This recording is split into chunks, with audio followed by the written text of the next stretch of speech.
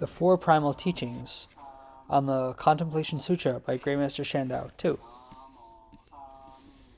The Four Primal Teachings on the Contemplation Sutra by Great Master Shandao. Chapter 2. The Preface and the Interpretation of the Contemplation Sutra.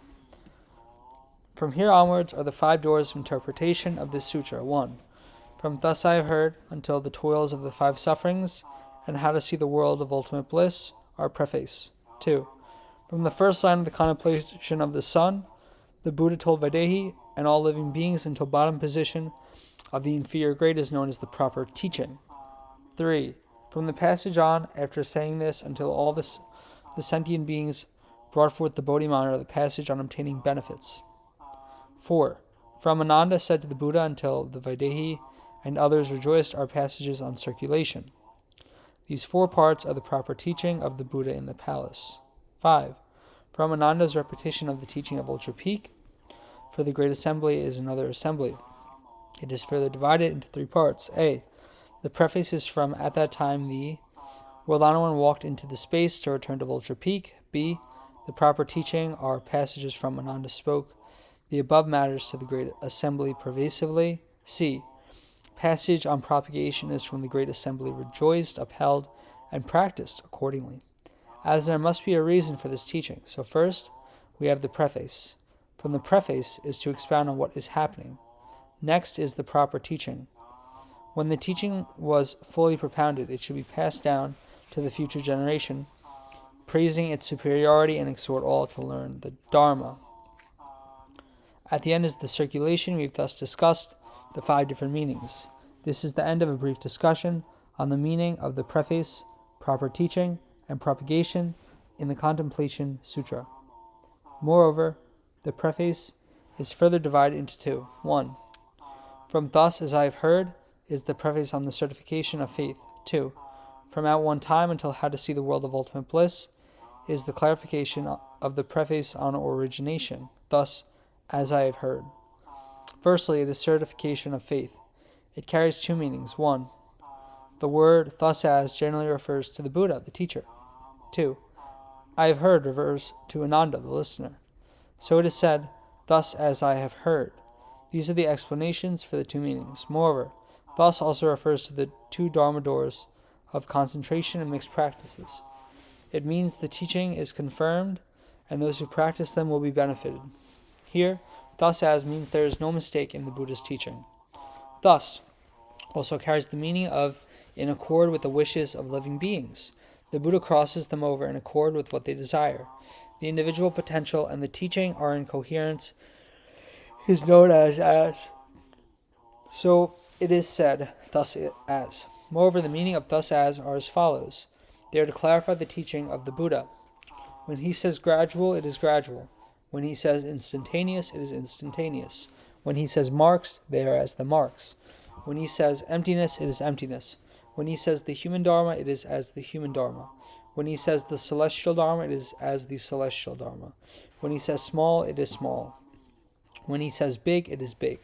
When he says mundane, it is mundane. When he says sages, they are the sages. When he says causes, they are the causes. When he says fruition, it is as the fruitions. When he says suffering, it is suffering. When he says bliss, it is the bliss. When he says far, it is far. When he says near, it is near. When he says the same, they are the same. When he says different, they are different.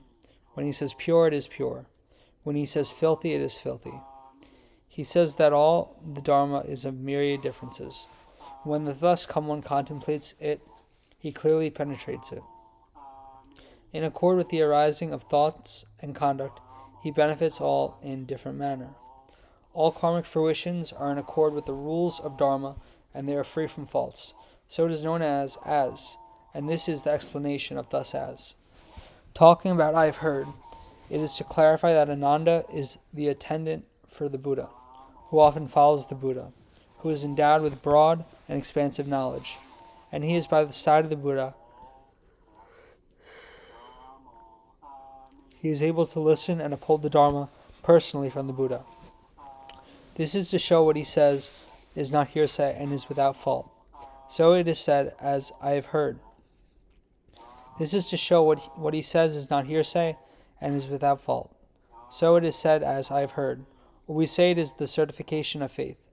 This is to clarify Ananda is given the responsibility to pass down the Buddha's teaching to the Dharma any age. On facing the living beings, he says the Dharma of contemplation is heard by him personally from the Buddha. These are the honest words which can be trusted. So this is the preface of certification to faith. Here we explain from the angle of Ananda. Secondly, in the preface of bringing forth the mind, it is further divided into 7 sections. First, from at one time the Buddha was at until the Dharma Prince as the leader is the 4 preface in teaching. Second, from the Rajgir great town until the countenance is peaceful and bliss, clarify the bringing forth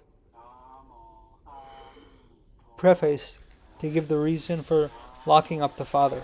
Third, from at that time Ajatasattu until not to let her out is the reason for locking up his mother.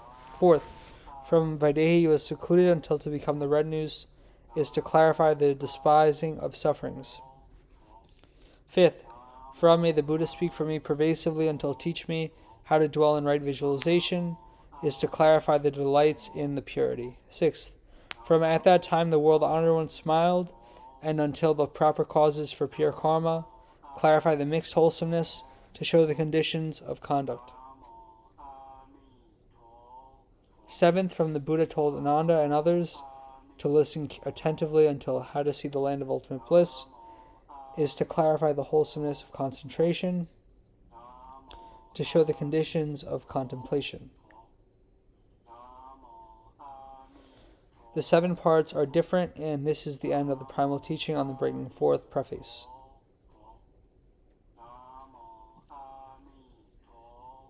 Thus, as I have heard, at one time the Buddha was staying at Vulture Peak in Rajgir, with a great assembly of 1,250 monks. He was also accompanied by 32,000 bodhisattvas led by Manjushri, the Dharma Prince. Firstly, it is the preface to explain at one time before the teaching proper. There are 4 explanations. Firstly, at one time is to clarify the time of teaching. When the Buddha is going to teach the Dharma, the time and place is first stated. But it is necessary to have suitable causes and conditions before living beings can be enlightened to the Dharma. So, the teacher waited until a suitable time and place before teaching them the Dharma. Moreover, at one time can refer to the 12 hours in the daytime and 12 hours at night, the month, the year, and the 4 seasons in a year. These are the time when the thus come one can teach in accord with the individual potential and conditions. Staying at a place refers to the dwelling which is suitable for the thus come one to teach the Dharma. It might be in the mountainous forests, at a palace, a village, or a remote place, or the graveyard. Or he might be at the place of Manandevas, the dwelling of Shravaka and Bodhisattva, or the dwelling of the eightfold divisions, the dwelling of man and heavenly kings. Or he might dwell among the mundane men at 1 or 2 places. Or he might dwell among all the sages at 1 or 2 places. Wherever the Buddha is dwelling, and at whatever time the contemplator is or knowing faculty of the thus come one is neither increase nor decrease. In accord with the conditions, he speaks the Dharma of everyone will be benefited. It is the same as the hitting of the bell. The sound of the bell could be loud and clear, but it has to wait for someone to hit it. The great sage is bestowed with kindness, and yet he would wait for a request of Dharma before he speaks. So this is the meaning of at one time. Moreover, at one time is thus explained. Where was the Buddha when Ajatasattu started to get rebellious? At that time the Buddha was at Vulture Peak, together with the 2 assemblies. This is the time when the Ajatasattu was committing evils, while the Buddha was still waiting for the right time to teach the evil being. These 2 situations happen at the same time, so it is called at one time. Another explanation for at one time, the Buddha was together with the 2 assemblies. The Buddha was together with the 2 assemblies at Vulture Peak. He heard about Ajatasattu, who had committed the evil causes and conditions. These are the two situations when the Buddha knows the evils of Ajatasattu. So, it is called at one time. Second, we will discuss the Buddha. He is the teacher. This is to show the teacher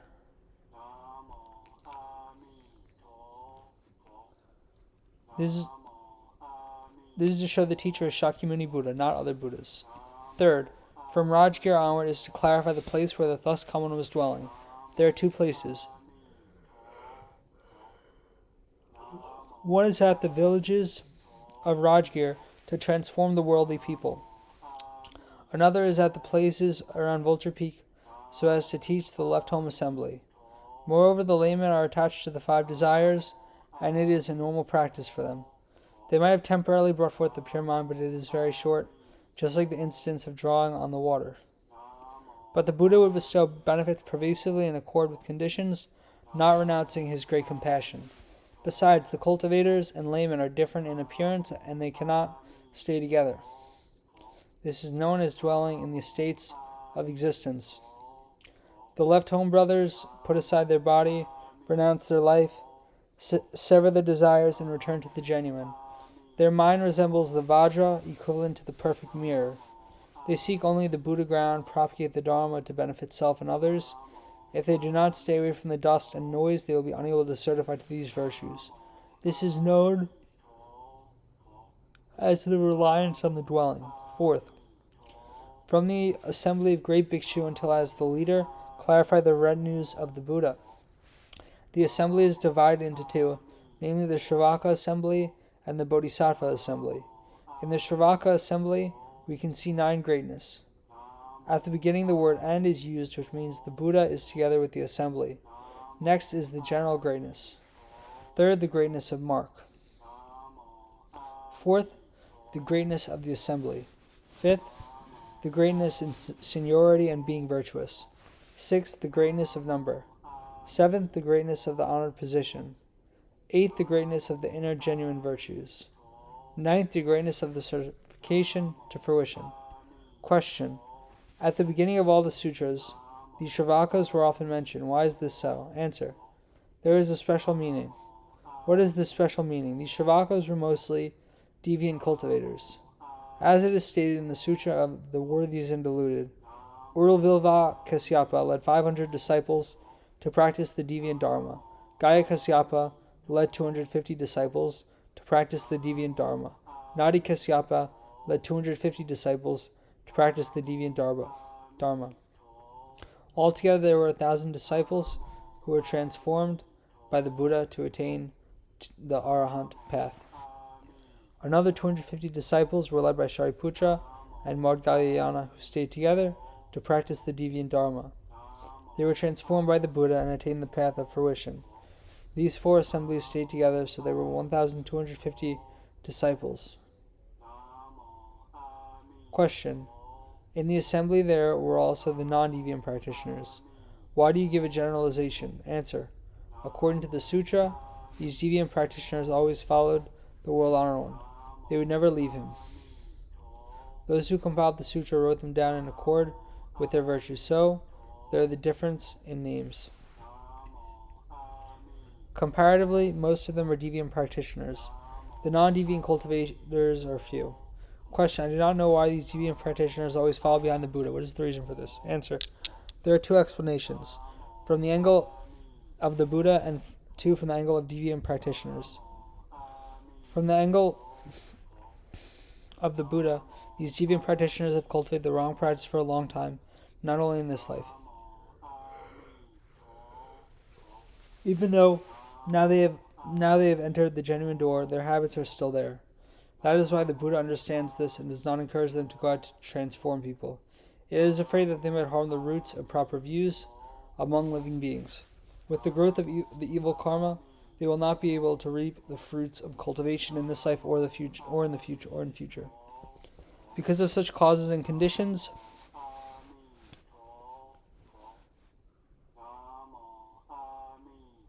he gathers them in and does not allow them to go forth to others.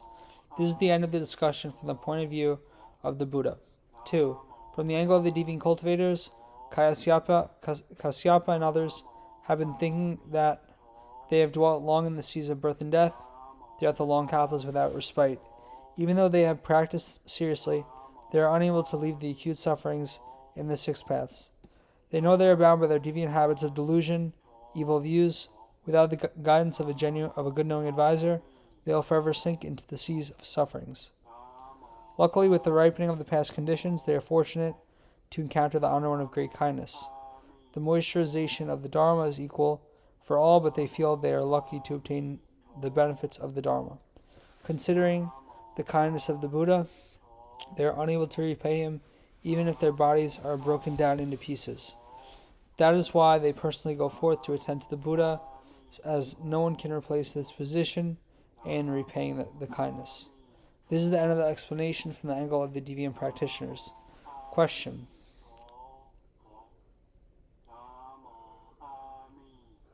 Why do we call these honored elders the good knowing advisors for the multitude? Answer. They are replete with lofty virtue. Answer. They are replete with worldly virtue. This is known as honored. They have been practicing the Dharma for a long time. This is known as the elders. All the mundane men and sages know of their unsurpassed innate virtue, recognize their supreme and special marks. So they are known as the good knowing advisors of the multitude. Above are the 9 different sentences to explain the assembly of Shravakas. This is the end of the discussion on Shravaka assembly. Next we will explain the multitude of Bodhisattvas. In this assembly there are 7 points. 1. Revealing the marks. 2. Revealing the numbers. 3. Revealing the position. 4. Revealing the fruits. 5. Revealing the virtues. 6. Special revelation on the high and virtuous position of Manjushri Bodhisattva. 7. Conclusion. Moreover, this type of Bodhisattva is replete with immeasurable conduct and vows. They dwell in the Dharma of all merits and virtues. They travel to the 10 directions and practice the expedients. They enter the Buddha Dharma store, and ultimately they will arrive at the other shore. In immeasurable worlds, there are their transformation bodies and the accomplishment of equal enlightenment. The bright illumination is shining brightly and pervasively to the 10 directions. In immeasurable Buddha lands, there are the 6 types of vibration and movements. They teach the multitude in accord with conditions. This is the turning of the Dharma wheel. They beat the Dharma drum and hold the Dharma sword, quake the Dharma thunders, and rain down the Dharma rains. They give the Dharma talks, and they often propound the Dharma sound to enlighten living beings in the worldly realms. The net of evils is torn apart. The various views are put to extinction. The dust of afflictions are dispersed, and the gutters of desires are destroyed. They reveal the pure and clear and clean Dharma with the wise assimilation of the Buddha Dharma. The proper Dharma is propagated widely. They take great pity on all living beings, and they are never arrogant. They obtain the Dharma of equality and are replete with immeasurable hundreds of thousands samadhi. In a single mindfulness, they travel pervasively to all realms, lightening the burdens of living beings just as though they are their own sons. All the wholesome roots are brought forth to arrive at the other shore. They obtain the immeasurable merits and virtues of all the Buddha and are replete with expansive and inconceivable wisdom. These are the 7 different descriptions of the Bodhisattvas, and this is the end of the explanation of Bodhisattvas. We have discussed the 2 different assemblies. This is the end of the explanation on the preface before the teaching proper. At that time, in the great city of Rajgir, there was a prince by the name of Ajatasattu. Instigated by his wicked friend Devadatta, he seized his father, King Bimbisara, and confined him in a room with 7 layers of walls. The court officers were forbidden to visit him. Vaidehi, the mother queen, was devoted to him. After cleansing her body, she spread over her body a mixture of ghee, honey, and wheat flour. She filled her ornaments with grape juice and secretly offered this food and drink to the king. At that time, after eating the wheat paste, drank some juice, the king asked for water to rinse his mouth. Having rinsed his mouth, he joined his palms in reverence, facing the vulture peak. He made obeisance to the world honored one from afar and said, Mahamud Galyana is my close friend. I beseech the honored one to have pity on me and send him here to give me the 8 precepts. Then Mahamud Galyana flew as swiftly as a hawk to the king. Day after day he came like this to give the king the 8 precepts. The world honored one also sent the venerable Purna to the palace to expound the Dharma to the king. For the king.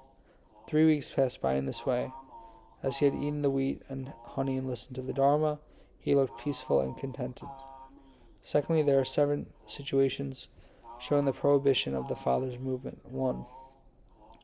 From at that time the city of Rajgir onwards shows the place for the teaching to take place. It is said that in ancient times the citizens built their houses in the city, and their houses would be destroyed by the fire from the sky. Only the palaces and bungalows that belonged to the king were not destroyed by the fire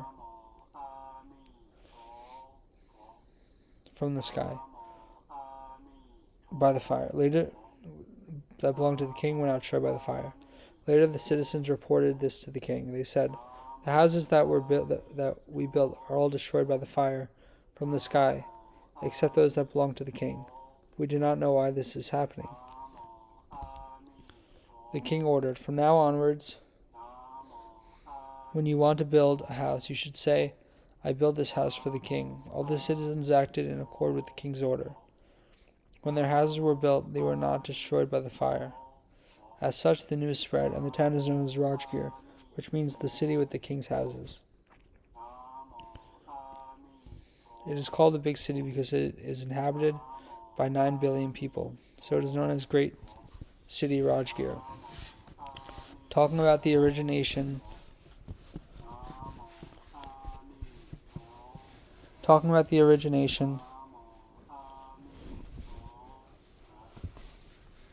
of the teaching, it can be discussed from 2 points. 1. The prince Jatasattu committing the evils of keeping his parents in the prison. In this condition, being kept prisoners, one will wish to leave the Saha world. One would desire to be born in a world without worries. 2. The thus come attended the invitation with the spiritual lights, efficacious manifestations appear on the shadowy platform.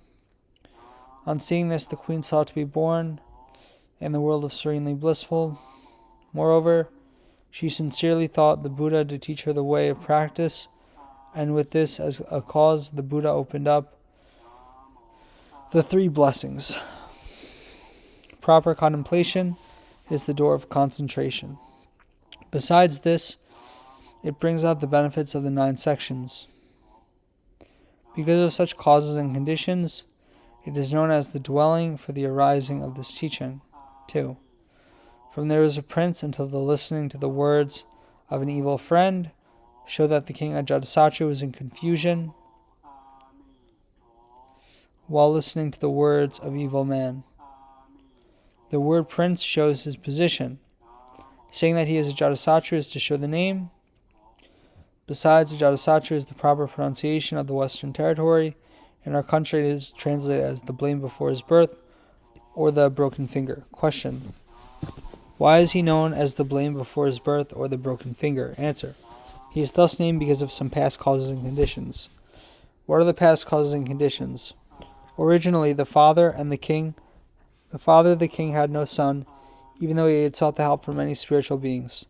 One day, a physiognomist came to see the king and said, "I know of a cultivator in the mountains. He will pass away soon, and after passing away he will become your son." The king was so glad and asked when this cultivator would pass away. The physiognomist answered, "He will only die after 3 years." The king answered, "I am old now, and I do not have a son to inherit my throne. How can I wait for another 3 years?"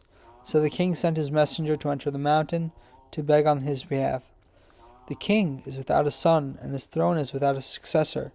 He has sought the help of many devas, but to no avail. Then there is this physiognomist, who found out that you would become his prince after passing away. I hope this great cultivator will be kind enough to go to be the prince very soon. The messenger entered the mountain and found the cultivator, telling him the causes and conditions for the invitation by the king. The cultivator said to the messenger, "After 3 years only will I leave the world.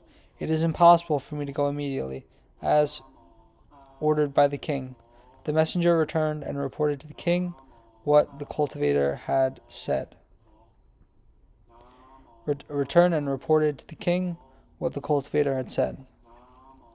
The king said, "I am the chief of this country. All the people and things belong to me. Now I lower myself to plead him to fulfill my wish, yet he dares to refuse." Again he sent the messenger to pronounce his wish. He ordered, "If he is still so stubborn, kill him for me. After his death, how could he avoid to be my son?" The messenger went to the practitioner and told him the intention of the king. On hearing this, the cultivator disagreed with the king's suggestion. So the messenger wanted to kill him as ordered by the king.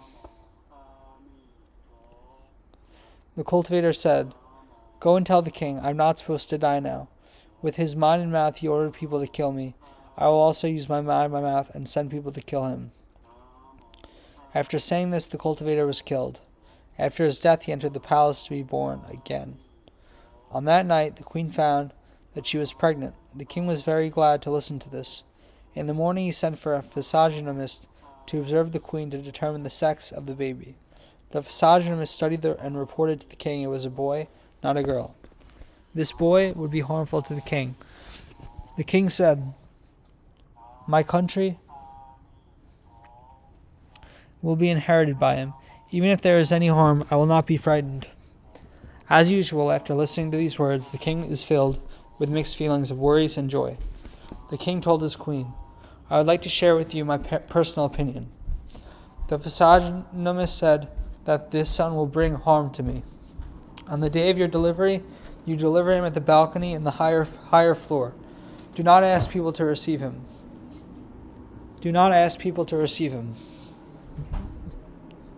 Let him fall on the ground. It will surely be death.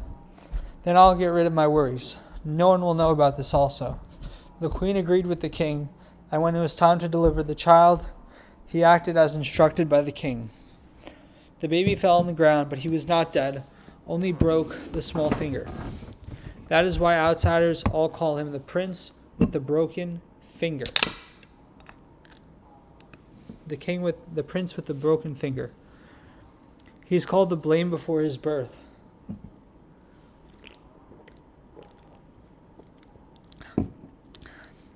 As Devadatta was angry and jealous with the Buddha, he revealed to the prince Ajatasattu the past evil causes. Why was he jealous of the Buddha and created this evil conditions? Devadatta was evil by nature, and he was very rough and ferocious. Even though he had left the home life, he was always jealous of the Buddha's fame and offerings. Prince Ajatasattu's father was the supporter of the Buddha, the donor. At every session of offerings, the king would offer lots of gold, silver, and 7 gems. Precious clothes and expansive cloth, besides the myriad tasty food and drinks,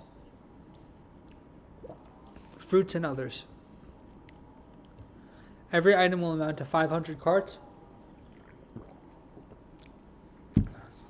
surrounded with fragrant flowers, adorned music, and the praises of the multitude, as many as hundreds of thousands, million in number. These offerings were sent to the Buddha and Sangha. On seeing this, Devadatta became more jealous. He went to see Shariputra seeking to learn the body's spiritual power. The honored one advised him, the humane one, "You can learn the 4 dwelling of mindfulness. It is unnecessary to learn the body's spiritual power." As his wish was ungranted, he sought to learn from the other honored ones. Even after seeing the 500 disciples, all of them advised him to learn the 4 dwellings of mindfulness instead of spiritual power. As his wish was not fulfilled, he sought to learn from Ananda. He said, "You are my brother. As I desire to learn the spiritual power, please teach me one by one." Ananda had already attained the first version, but he had yet to certify to the mind of knowing others' mind. He did not know that his brother sought to learn spiritual power aiming to go against the Buddha. So Ananda asked him to go to a quiet place and began to teach him in sequence. First, he was told to sit properly in full lotus posture and to visualize the mind as lifting the body upwards. Then he had to visualize his body was leaving the ground by 1 fraction, then 1 inch, then 1 foot and 10 feet. After that, he had to renounce it and visualize the emptiness with no obstructions and visualize how it rose into the space straight away. After that, he was told to gather in his mind and visualize it return to its original sitting place. Next, he had to visualize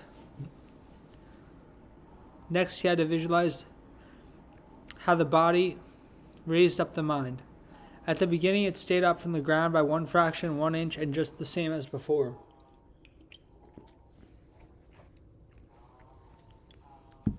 Using the body to raise the mind. Using the mind to raise the body. And in both cases, the body would also rise into the air. Then he was told to gather the body and return it to its original sitting position. Next, he was taught to visualize his body and mind combine and rose together, just the same as before, starting from 1 fraction, 1 inch, and so on, and the visualization was repeated. Next, he was told to visualize the body and mind enter all the obstructions of form matters and visualize them as with no obstruction. Next, he was told to visualize all the mountains, rivers, and great earth and other forms enter the body, just like entering empty space with no obstructions, as one did not see the form appearance. Next, he should visualize his body was as big as the empty space pervasively. He was able to sit down and lie down all at ease in empty space. He was able to sit, to lie down in space, to catch and turn the sun and moon, or he was taught to visualize his body became so tiny that it was able to enter a dust mote. He should visualize everything was without obstructions. So in this way, Ananda taught him in sequence. After obtaining the Dharma, Devadatta went forth to a quiet place to practice for 7 days.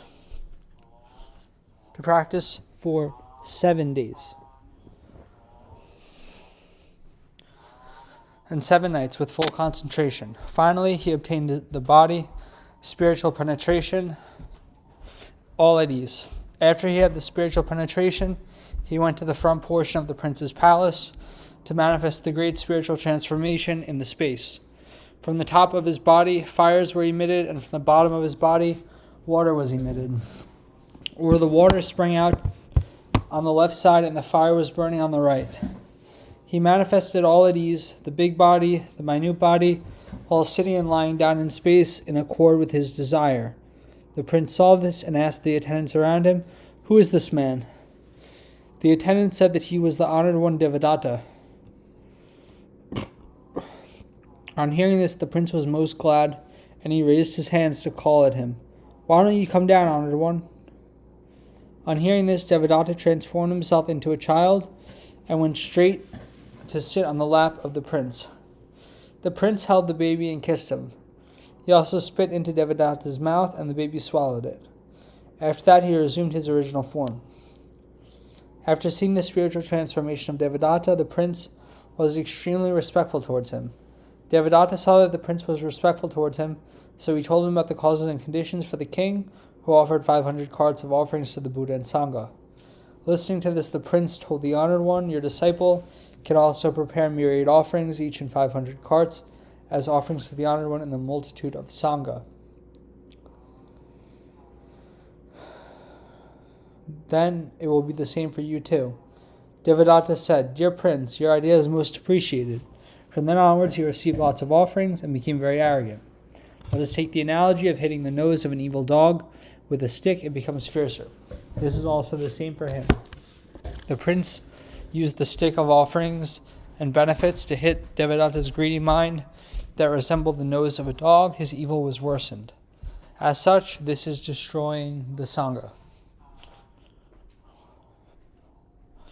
He dared to change the Buddha precepts and invented his own precepts. He waited until the Buddha was teaching the Dharma to the great multitude of sages and mundane men. He sought to take over all the Buddha's disciples, as he wanted to inherit all the Dharma store from the Buddha. He said that the Honored One was already very old, and he should just retire to have a good rest. On listening to the speech of Devadatta, the multitude was very surprised. They felt it was very strange to say like that, and they looked at each other shockingly. At that time, the World Honored One said to Devadatta before the great assembly, I do not even leave the Buddha Dharma in the care of Shariputra and Moggallana, the great Dharma protectors. What is more to leave it to a deluded man like you who swallowed others' saliva? On hearing the Buddha's comment before the multitude, Devadatta felt as though his heart was pierced with a poisonous arrow, and his mind became more deluded with wild thoughts. With this as the causes and conditions, he went forth to the dwelling of the prince to discuss an evil plan to overthrow the Buddha. On seeing the Honored One, the prince asked him with respect, Today the Honored One looked pale and unhappy, unlike your former self. Devadatta said, I looked pale all because of the prince. The prince asked respectfully, May I know why the Honored One said it was for my sake? Devadatta answered, Don't you, the prince, know that the World Honored One is old and strengthless? I wish to take over his place to become the Buddha. The king, your father, is also old, and you should just take over the throne. Isn't it a good idea to have a new king and a new Buddha to govern the world? On hearing this, the prince was very angry and said, Please don't say like this. Again, Devadatta said, Do not be angry, my prince. Your father, the king, is unkind and wicked towards you. Unkind and wicked towards you. Unkind. Your father, the king, is unkind and wicked towards you. When you were to be delivered, the king ordered the queen to give birth at the balcony 100 feet above the floor, hoping that you would fall to your death. But as you, the prince, is endowed with the strength of great blessings, you were not killed, but your small finger was broken. Take a look at your small finger if you disbelieve in me. This is the evidence. On hearing this, the prince questioned him again. Are you sure of what you are talking? Devadatta answered, If this is untrue, what is the point for me to come and lie to you? After hearing this, the prince believed in Devadatta and acted in accord with his evil plan. So this is acting in accord with the words of evil friend Devadatta. 3. From the imprisonment of the king until no one is allowed to enter the lockup shows that the king was imprisoned by his son. It means Ajatasattu, the prince, acted in accord with Devadatta's plan to renounce the relationship of father and son. He neglected all the kindness which was shown upon him as a child and acted rebelliously against his parents. Kept means keeping the king in a lockup so no one can go forth to see him. Tightly means not renouncing after getting, so it is said kept tightly. The word father is used to show the closeness in a relationship. The king is to show his position. Bimbisara is to show his name. Saying he was kept in prison in a room with 7 layers of wall means this is a severe action. This happening is not something light or unimportant. In the human realm, we do not simply keep someone in the prison, as this is against the human's right. Such an occurrence happened in the palace, and surely most outsiders would not know about it, except for the palace officers who were attending to the king knew about this imprisonment. If he did not act seriously, maybe others would have a chance to help the king. So to make sure no one could go near the king, he was kept inside 7 layers of wall. From the queen Vaidehi until she secretly sent them to the king shows that the queen had secretly sent food to the king. Stating the queen is to show her status, which is the highest among other women. Stating Vaidehi is to show her name. Saying she is very respectful toward the king, shown as follows. She found out about the imprisonment of the king. She had no news about him, as the doors were tightly closed. She was worried that the king might die. That is why she washed her body with fragrant water so that it was clean. Then she covered her body with honey and cheese. When they were dried, she put the flour paste on the honey and cheese. She put on the clean undergarment and then the proper clothes before putting on the necklaces and jewelry.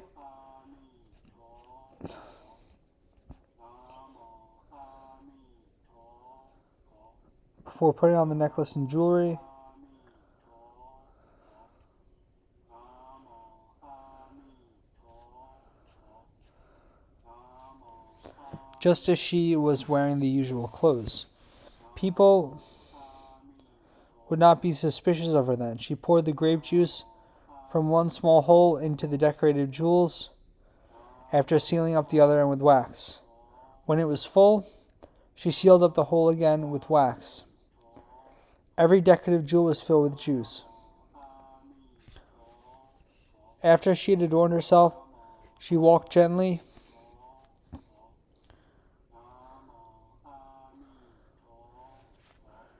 into the palace to see the king.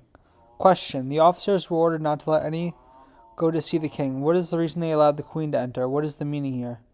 Answer. The officers thought this restriction is meant for the outsiders who might come to help the king.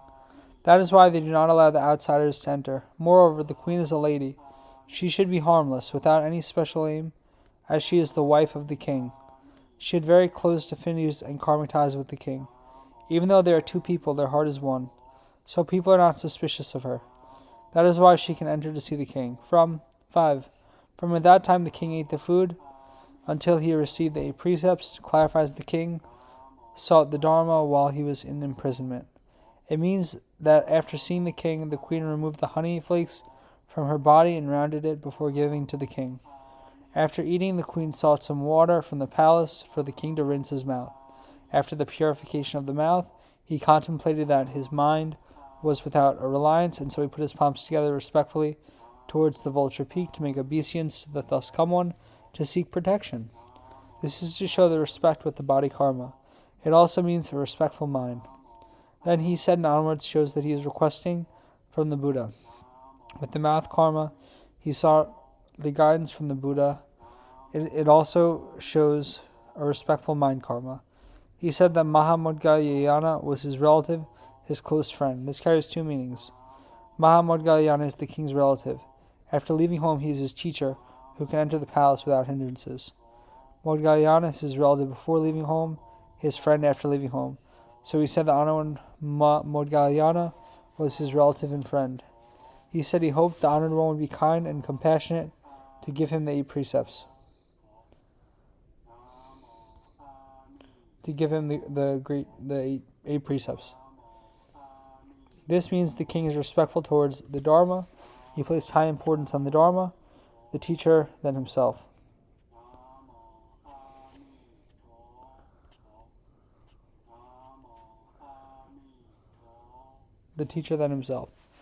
If he is not kept prisoner, it is easy for him to invite the Buddha and the Sangha. But now, as he is in the prison, there is no way to go personally to seek the precepts. Question. The king made obeisance from afar by paying respect to the world honored one first. After that, he requested the Buddha to invite Mudgalyayana to bestow upon him the precepts. What is the meaning in this? Answer. Among the sages, the highest is the Buddha. As he has brought forth the mind to cultivate it, it is proper for him to make obeisance to the great master. The giving of precepts is a minor condition, so he only invites Mudgalyayana to give the precepts. According to the wishes of the king, it is important to adorn oneself with precepts. This is the meaning, and it is unnecessary to have the world honored one to come personally to give the precepts. Question. The thus come one had taught immeasurable Dharma on precepts. Why does the king request only the 8 precepts, not others? Answer. Other precepts are slightly not so urgent as it takes time. He is afraid that he might lose his mindfulness and finally end up falling into the transmigration of birth and death. For the 8 precepts, it is spoken by the Buddha and other searchers that it is meant for a layman to uphold the left home precepts. The upholding of this precept requires a refined mind, a mind which is urgent and anxious. The time taken is short, as it is only 1 day and 1 night. After that time span, it is renounced automatically. How do we know that it requires a refined mind to uphold this precept? It is as stated in the passages of the precepts. Disciple of the Buddha, from this morning until the next morning, for 1 day and 1 night, just as all the Buddhas abstain from killing, can you do so? Answer, yes, I do. And the next question he continues to ask, if the disciple of the Buddha from today's morning until the next morning, for 1 day and 1 night, is able to conduct himself just the same as all the Buddhas in abstaining from stealing, abstaining from having sexual conduct, abstaining from false speech, abstaining from drinking wine, abstaining from applying fragrance on the body, abstaining from singing, dancing, watching and listening to the performance, and abstaining from sleeping on high and lofty bed. The above are the precepts, not the fasting. Not eating after noontime is the fast, not the precepts. All these precepts are based on the Buddha's practice as certification. Why is this so? It is because all the Buddhas have severed and put into extinction all afflictions and habits. Other sages are incomparable to the Buddhas because they still have the residues of habits, so they cannot be the certifiers. That is why we know this precept is meant for those who are refined in thought, who are anxious to conduct themselves just like the Buddha. Moreover, the Buddha said that this precept is replete with the Dharma of supremacy. If a man can uphold it for 1 day and 1 night fully, without transgression, the merits and virtues thus accrued by him far surpass the states of human, devas, and the 2 vehicles. This is discussed expansively in the Sutra. Because of such benefits, the king took the precepts daily. 6. From Moggallana until after he had spoken the Dharma for the king shows the king's request and inquiring of the sagely Dharma. This is to show that Moggallana had attained the mind of knowing others' mind, so he understood the wish of the king. With the spiritual power, he arrived at the dwelling of the king in a flick of the fingers. The swift eagle is used as an analogy to describe his spiritual power, as some people may not understand the function of spiritual power.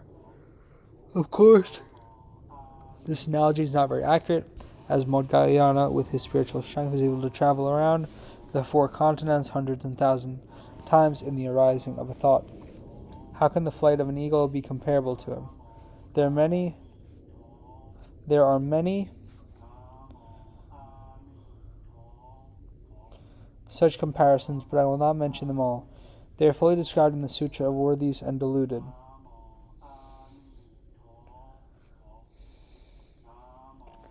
Saying that he comes every day to give the precepts to the king means that the king's life is prolonged, and Moggallana has to come every day to bestow upon him the precepts. Question. Since we know of the supremacy of the 8 precepts, it is enough if we can receive it once. Why should we receive it every day? Answer. The mountain does not mind being high. The ocean does not mind being deep. The knife does not mind being sharp. The sun does not mind being bright. A man does not mind being good. An offender does not mind to have his sins being eradicated.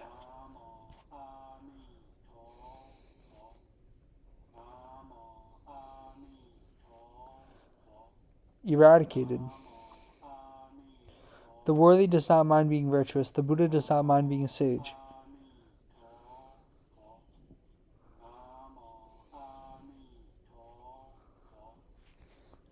As the king was kept in prison and there was no way for him to go out, in every thought he was afraid he might be killed. That is why he relied only on the 8 precepts to calm down his mind throughout the day and night. He hopes by doing so he would be able to accumulate the wholesomeness karma for the good of his future life. For the good of his future life. The world honored one also sent Purna Maitrayani Putra to speak the Dharma for the king. It shows that the kind and compassionate world honored one is very concerned about the king. The king who was put into imprisonment might be sad and unhappy. Purna was the best Dharma teacher among the sagely disciples. He possessed the expedience to open up the mind of people. As such, the Buddha sent him to teach the Dharma to the king, to free him from worries and afflictions. 7. From such a time until he looks calm and blissful, shows that the king had eaten the food and listened to the Dharma for many days and he is still alive. This means that the queen has been supplying the food to free him from thirst and hunger. The 2 sages go forth to the king to give the precepts and to teach the Dharma. the mind of the king is opened up. With the food his life is prolonged. With the precepts his spirits are nurtured. He is free from sufferings and worries. As such, he looks calm and blissful. So these are the 7 different sentences that describe the situations. This is the end on the clarification on the imprisonment of the king. Then Ajatasattu asked the guard, "Is the king still alive?" The guard replied, "Great king, the mother queen spreads the paste of flour and honey all over her body, fills her ornaments with grape juice, and offers these to the king. The monks, Mahamudgalyana and Purna, travel in from space to expound the Dharma to him. It is impossible to stop them."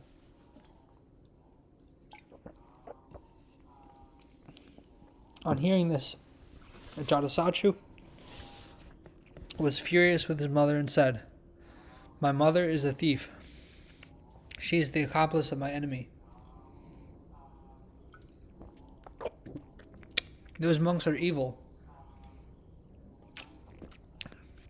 With their delusive magic and mantra, they have kept this wicked king alive for so many days." After saying this, he drew a sharp sword, intending to kill her.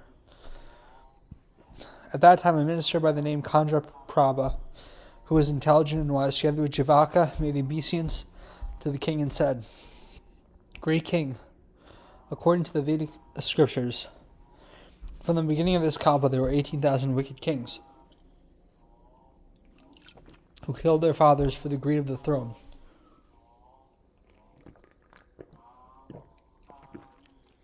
But we have not heard of anyone who has committed the outrage of killing his mother. Your Majesty, if you commit such an outrage, you will bring disgrace upon the Kshatriya caste. As your ministers, we cannot bear to hear what people will say, as this is an act of the outcast. We cannot stay on here anymore. We cannot stay on here anymore." After saying these words, the 2 ministers grasped their swords, stepped back, and decided to leave. At that time, Ajatasattu was nervous and frightened. He said to Jivaka, Are you not on my side?" Jivaka replied, "Your Majesty, please restrain yourself. Do not kill your mother." On hearing this, the king repented and begged for forgiveness. He threw his sword away without harming his mother. Instead, he ordered the court officials to lock her up in an inner chamber. She was not allowed to leave her room. 3. From the imprisonment of his mother, there are 8 conditions. A. From at that time, Ajatasattu, until is he still alive, shows that he asked about his father. It means that Ajatasattu had kept his father for many days. A man who goes without food and water for more than 2 weeks will surely die. After thinking this way, he asked the guard at the palace gate if his father, the king, was still alive. Question. If a man goes without eating for 7 days, he will surely die. Now the king has not been eating for 3 weeks. He should be dead by then. There is no doubt about this. Why did Ajatasattu do not ask if his father had passed away or not? Why is he still harboring doubts, questioning if his father is still alive? What is the reason for this? Answer. This means Ajatasattu is questioning secretly.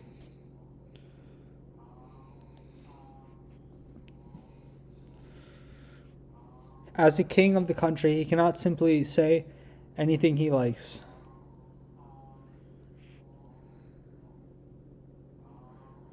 As a king of the country, he cannot simply say anything he likes. Moreover, there is a close relationship between a son and his father, and it is very unkind to question his death.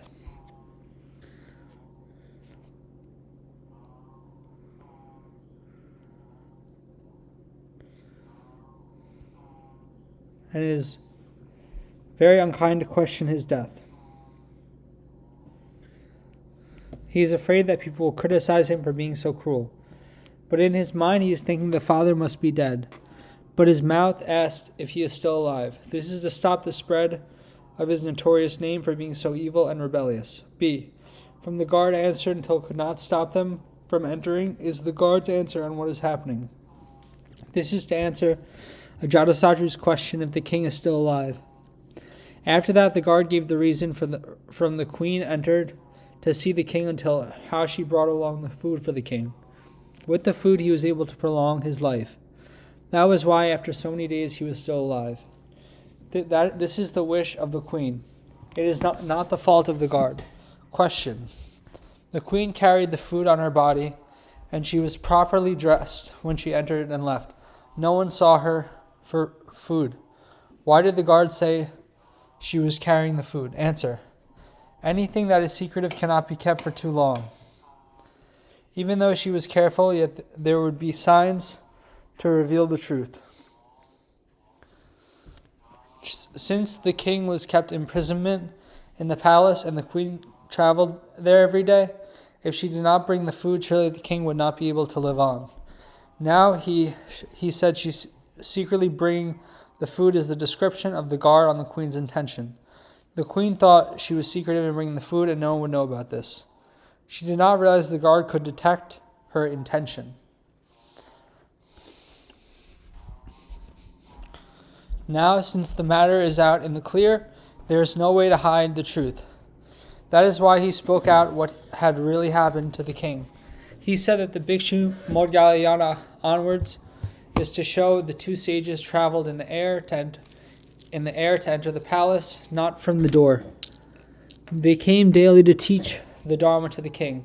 So the king should understand that the queen brought in the food as she was not told to do so. The guard dared not stop her. The two sages entered from the space, and the doorkeeper was unable to stop them. See, from at that time Ajatasattu, on hearing these words until he wished to kill his mother, shows that the king was angry. Shows that the king was angry. Shows that the king was angry. This means after listening to the explanation of the doorkeeper, he was angry with his mother. He was angry with his mother. Shows he was angry with his mother.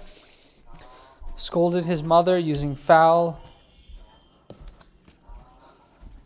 mouth. He's committing the three rebellious karma, the three karmas of evil.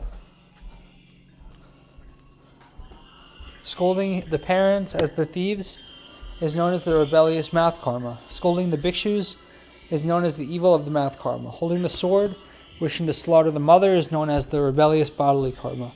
The action of the body and mouth relies on the mind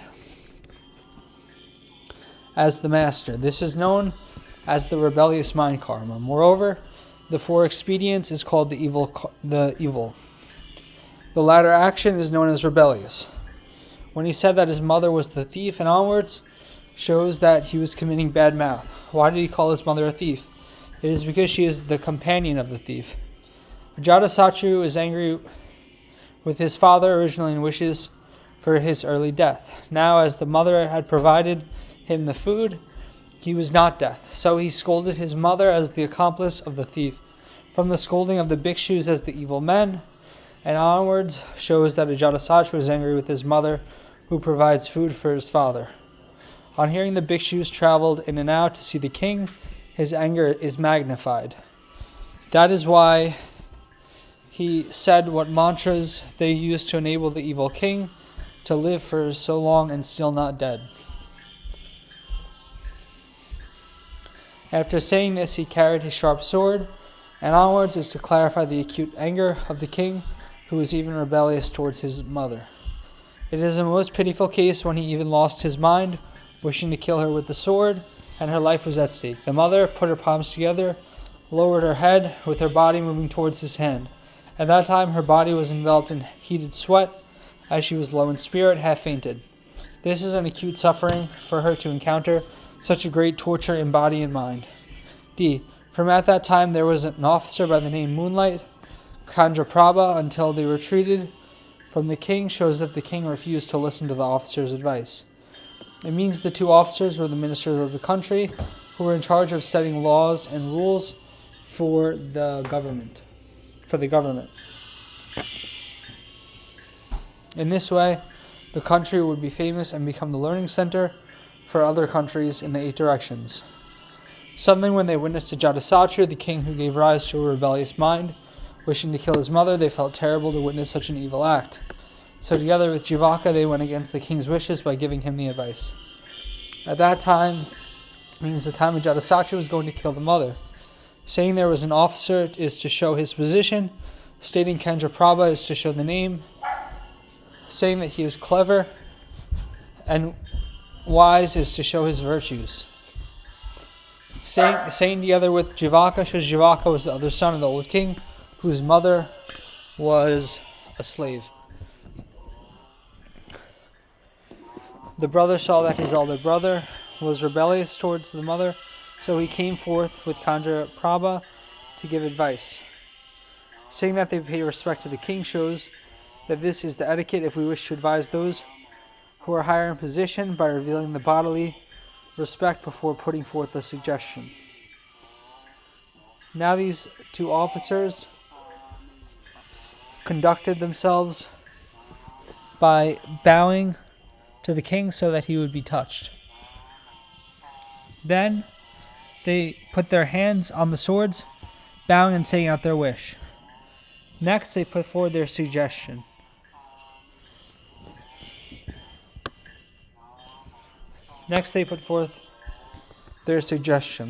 Again, he said, the great king, means that Kendraprabha desired to give his idea and wished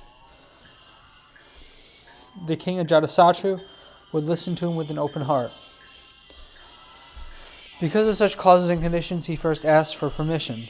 Then he said he has heard in the Vedic scripture shows that the ancient and present historical records on the past kings are taken as examples.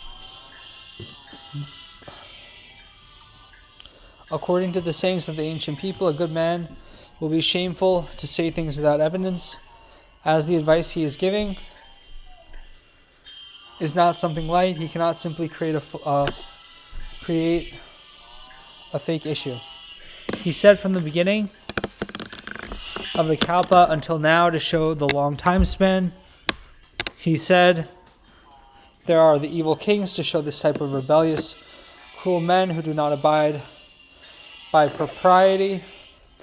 He said there are those who are greedy for the throne, means the unrightful way to rob position. Saying they killed their fathers to show their hatred towards their father and wishing his death. So they killed their father, and this amount is to 18,000 cases. To 18,000 cases. It means presently the king is killing the father, and his sins is the same as theirs.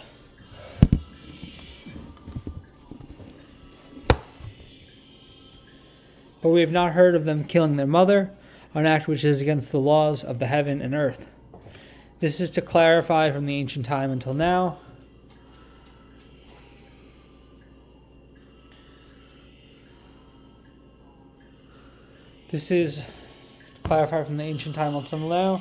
There were many examples in history on the assassination to rob the throne, but there was not a case when the mother was killed. This is to take the ancients as examples that the evil kings who were greedy for the throne only killed their father, not the mother. This is to take the ancients as evidence to compare to the present situations. Presently, the king is greedy for the country and kills his father. This is the same as what happened in the ancient time when the king was assassinated. His throne was robbed. His throne was robbed. His throne was robbed. Now the mother has no position, and if one were to kill her, such an incident has not been recorded before. They said that if the king were to kill his mother, this is an act that defiled the name of the Kshatriya. Kshatriya is the highest order in the caste system, the caste of the ruler, the king. Their position is passed down from one generation to another generation. They are not the commoners. The officers said they were disheartened to hear such happening.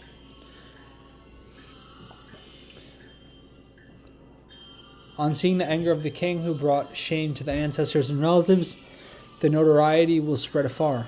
Our name will be destroyed in this shameful act. They say that this is the behavior of the Candela, the lowest caste in the four orders. This shows that such a man is evil in nature, without humaneness and righteousness. Even though he wears the skin of a man, he is not much different from an animal. A king is the highest in authority.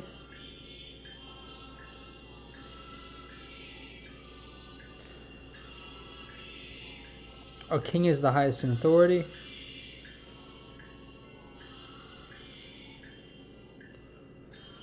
The master of all is of all the foundation. Now, if he is down with evil to harm people who are kind to him, he is not much different from the lowest caste. When they say it is inconvenient for them to stay, here carries two meanings. One, as the king is now committing evils and he is without propriety and not paying respect to custom and culture, how can the people in the town or villages let him to be the king?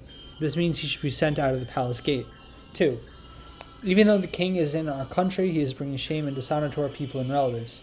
It is better for us to leave this place and go to a faraway place so as to not to hear such shameful happenings.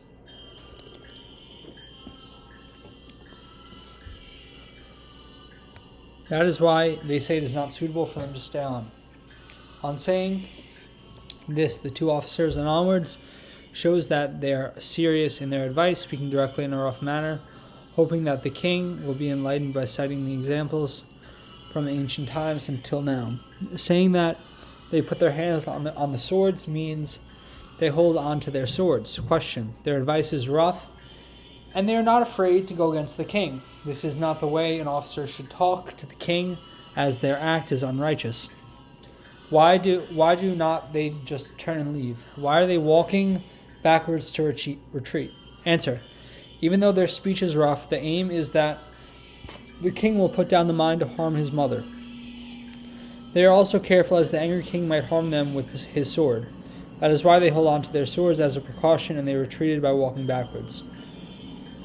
From Ajatasattu was frightened until he asked, "Aren't you on my side?" onwards shows that the king was worried now. It means that when Ajatasattu listened to the rough words of the two officers and saw them retreating from him with their hands on their swords, he was worried the officers would go against him to side the king or have other plans. He was emotionally unstable, frightened. He was thinking the officers were leaving him, and he did not know which side they were taking. With a doubtful mind, he questioned them. That is why he asked Jivaka if he was not on his side. Jivaka is the king's brother.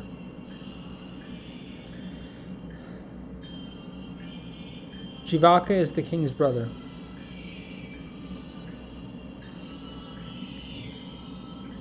The ancient said, when there is a disaster in the family, outsiders are unable to interfere. Since you are my brother, how can you behave like Kandraprabha? F. From the speech of Jivaka until please do not harm mother, me and the two officers advised the king again. Here Jivaka answered the king, if you wish us to help you, please do not harm our mother. Here he is giving advice directly. G. From the king heard these words until he stopped from harming his mother means the king Ajatasattu gave up the intention to kill his poor mother. After listening to the advice of Jivaka, he was regretful. So he knew that he was wrong and begged for pardon from the two officers. As such, his mother is free from the disaster of death. He replaced his sword into the holder. H. From he gave the instruction to the internal officer until not to allow her to come out means the king was still angry with his mother and put her in seclusion. It means the king Ajatasattu accepted the advice of the officers, but he was still angry with her. That is why her movement was restricted. He ordered the palace officers to keep her in the palace, and she was not allowed to come out to see the old king. The above are the end of the discussion on the 8 different sentences to explain the situations for restricting the movement of his mother. At that time, Vaidehi, who was kept in confinement, was extremely sad and despair. She turned towards the vulture peak and made obeisance to the Buddha from afar. She said, "O Tathagata, the world honored one, in the past you used to send Ananda to comfort me. Now I am deep in sorrow and distress. The world honored one is the most awesomely adorned one. I do not have a chance to see you. May the world honored one send the honored one Mahamudgalyana and Venerable Ananda to see me." After saying these words, she bowed down to the Buddha from afar with tears pouring out torrentially. Even before she raised her head, the world honored one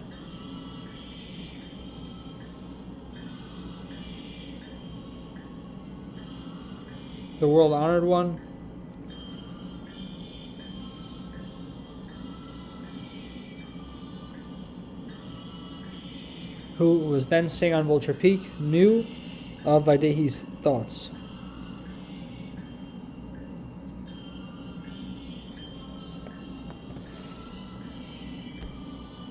Immediately he sent Mahamudgalyana and Ananda to travel in space to see her. The Buddha himself disappeared from the Vulture Peak and reappeared in the royal palace. After bowing down to the Buddha, Vaidehi raised her head and saw Sakyamuni Buddha, the honored one with the adorned purplish golden hue body, was sitting on the lotus of myriad gems. He was attended by Mahamudgalyana on his left and Ananda on his right. Sakra and the Brahmin heavenly gods, the Dharma protectors of the world, and their devas were dwelling in the space. They pervasively rained down the heavenly flowers as offerings to the Buddha. At that time, Vaidehi, on seeing the Buddha, the world-honored one, tore down her ornaments and prostrated herself on the ground. Weeping bitterly, she said to the Buddha, "World-honored one, what offenses did I commit that I gave birth to this evil son? What are the causes and conditions that Devadatta becomes a retinue of the world-honored one? 4. There are 4 conditions in despising the sufferings. 1. From Vaidehi until she becomes pale and sad shows that the queen was kept in seclusion by her son.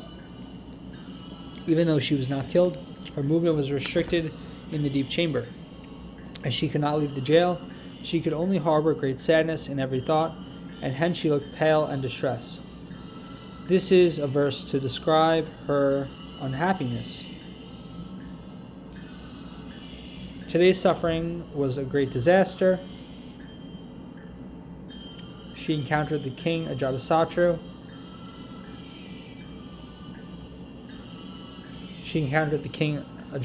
Who ordered for her to be killed with a sharp knife. This happens because of a karmic knot. Besides, she was kept in captivity in the deep palace. It was truly sad. Question: as the queen was free from the threats of death, she should be rejoicing. Why is she unhappy and worried? Answer: there are 3 explanations. 1. A. As she was kept in the deep chamber, no one would bring food to the king. Moreover, the king knew about her difficult situation. He would also be worried. Now that he was without food, in addition to his worries,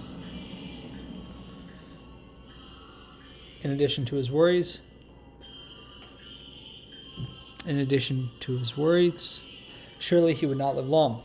B. Since the queen was kept in an enclosure, when will she be able to see the thus come one and his disciples? C. As she was ordered to stay in the deep chamber, there were surely lots of internal officers who prevent her from going out. From the day till the night, it is only a death road with no other ways out. That is why, how can she not be pale and worried in these 3 death ends? 2. From she looked at Vulture Peak from afar until before she raised her head means that the queen wished to seek help from the Buddha. In her captivity, she was to talk to him. It means that she was in imprisonment and was unable to go forth to see the Buddha. She could only face the Vulture Peak alone and make obeisance to the world-honored one from afar. She hopes that the Buddha, who is kind and compassionate, will know of her worries. Stating from the path of the thus come one and onwards carries 2 meanings. 1. It means before the king was put into jail, maybe she can go with the king to see the Buddha personally, or the king can personally come to invite the Buddha and his disciples. But now the king and I are both kept in captivity. All the causes and conditions are severed. There is no way to see each other. 2. Clarifies that when the king was kept in prison, the world-honored one often sent Ananda to come and console her. Why did the Buddha often send Ananda to console the queen? The Buddha knew that the king was kept in captivity, so he was afraid she would be worried and sad. Because of such causes and conditions, he often sent Ananda to console her. When she said the Buddha was lofty and awesome, and she had no reason to see him, is to show that the queen was humble and lower herself as a disciple of the Buddha. Moreover, a woman with a defiled body is lacking in blessings and conditions to serve the Buddha, who is lofty in virtue and awesome in conduct. There is no reason to go near him. She only hopes the Buddha will send Moggallana or other disciples to see her. Question: since the Tathagata is the teacher, so it should be proper to call for him. Why did not the queen seek his help solely instead? She asked for Moggallana. What is the reason for this?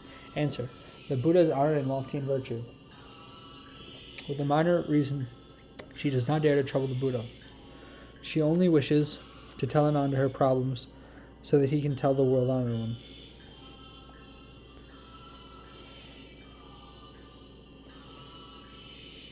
When the Buddha knows of her intention,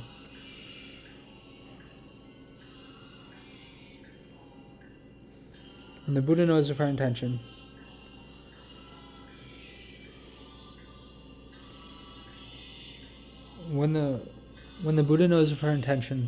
he will pass the instruction to her through Ananda. This is why she asks to see Ananda. Saying after she has spoken her wish, this is the end of the discussion on the general meaning. Saying that she cries like the pouring rain means the queen knows of her heavy sins, and she wishes to seek the Buddha to take pity on her. Out of great respect and deep emotions, she cried in deep distress. This is because she hopes to see the Buddha so much. That is why she again makes obeisance from afar, putting her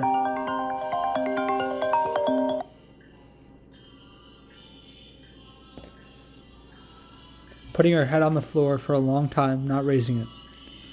3. From at that time, the world honored one until the offerings of heavenly flowers shows the world honored one comes personally without being asked. This means that even though the world honored one is at Vulture Peak, he understands the mind of the queen. Saying he sent Moggallana and others to travel in space shows he responds to the request of the queen. Saying he disappears from the Vulture Peak shows that the guarding of the internal chamber was very strict. If the Buddha were to come to the palace in person, Ajatasattu might know about this and create more issues. That is why he disappeared from Vulture Peak and appeared in the palace. Saying that Vaidehi raised her head after making obeisance shows that the time the queen was paying respect. Saying she saw the Buddha, the world honored one, shows that the world honored one was already in the palace. That is why when the queen raised her head, she saw him immediately. Stating it as Shakyamuni Buddha is to differentiate him from other Buddhas. It is because the Buddhas can have the same name, their bodily marks are not different.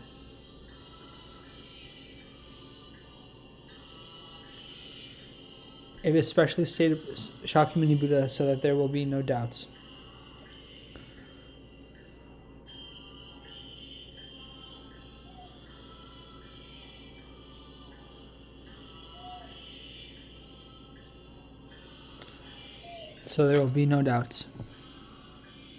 Saying that the body is purplish gold is to reveal the mark of the Buddha. Saying he is sitting on the lotus of myriad gems is to differentiate his seat is different from other seats. Saying Moggallana was attending on his left and onwards shows that there are no others except the 2 monks. Saying the Sakra, the Brahma, and the protectors of the world shows that the heavenly kings and others saw the Buddha. The world honored one disappeared from the mountain and appeared in the palace. Know that he should be teaching a special and rare dharma. Because of Vaidehi, the heavenly beings will be benefited as they are able to listen to the dharma, which is not taught before. Every celestial being brings out this thought, and they filled up the space pervasively. They use their heavenly ears to listen to the teaching. They rain down the flowers as offerings to the Buddha. The word Sakra refers to the heavenly king. The word Brahman refers to the Brahmin kings in the form realm.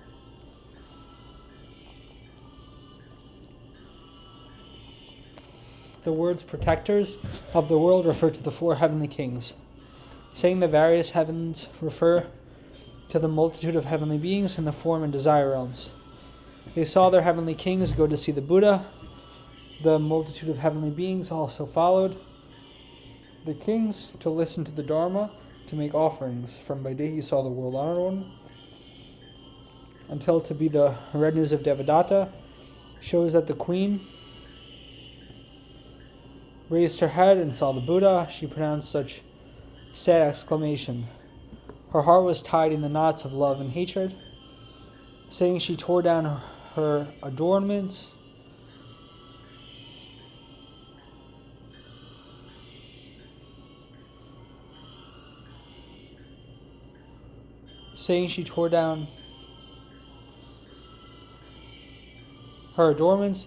he explains that the queen was still attached to the bodily adornments. Suddenly she saw that thus come, she was ashamed of herself and severed the adornments. Why did she tear apart her adornments? Answer: the queen is the most honored one among other honored people. She is the most respectable one. The adornments on her body are mostly offered by others. Even the clothes on her body were helped by others to put on. Now that she saw the Buddha, she was ashamed of herself, of her deep emotional attachments. She pulled out her adornments without opening up the hooks and pulled them off by herself. Saying she stood up and fell on the ground shows that the queen was tied in knots of extreme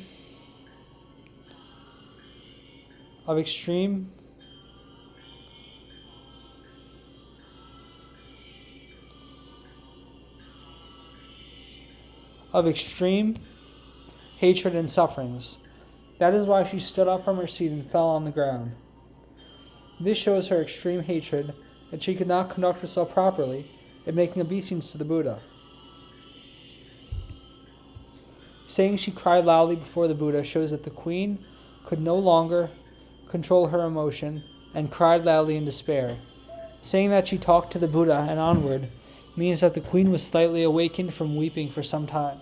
Only then she conducted herself properly in accord with the deportments, placed her palms together and said to the Buddha, "In this life I have not committed any great sins. I do not know what are the past causes and conditions of evils that I have committed that I become his mother."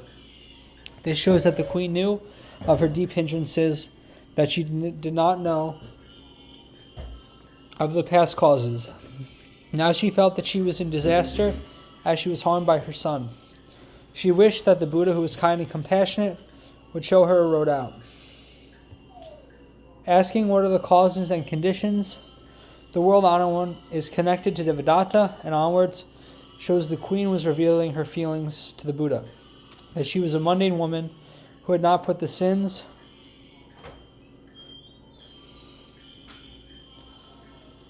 and afflictions into extinction, that she had to suffer such evil retribution. She had admitted this was what she should undergo. But for so many kalpas, the world honored one has been cultivating the path and has severed all habits and afflictions and is endowed with the clarity of Siddhartha wisdom and has perfectly accomplished the Buddhahood. She does not know what are the causes and conditions that the Buddha has retinue, such like Devadatta. This carries two meanings. 1. The queen blamed her son, who suddenly became rebellious towards his parents. 2. She was angry with Devadatta, who taught her son Ajatasattu with his evil plan. If it is not because of Devadatta, her son will surely not harbor such thoughts. Because of such causes and conditions, she asked such a question.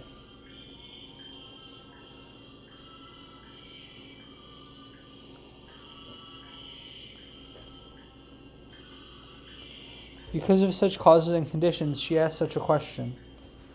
Moreover, the queen asked why Devadatta becomes the retinue of the Buddha carries two meanings. 1, the retinue at home. 2, the retinue of left home brothers.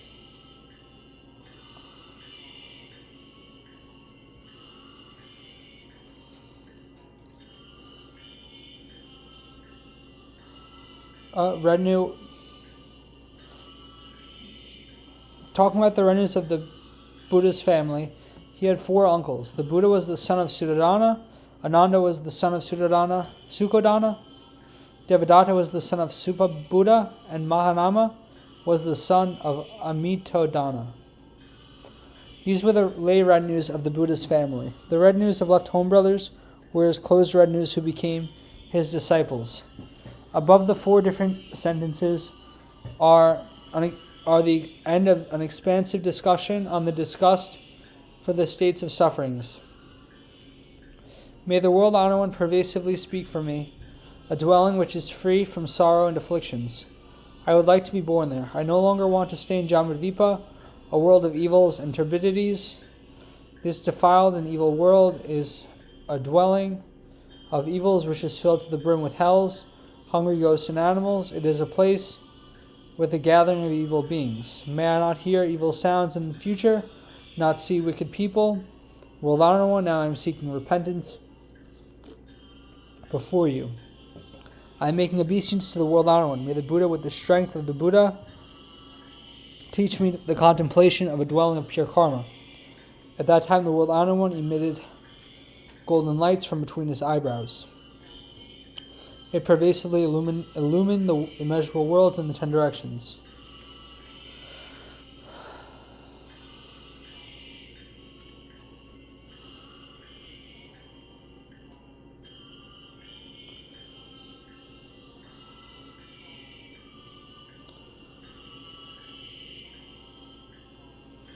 The lights reflected back to the Buddha's summit.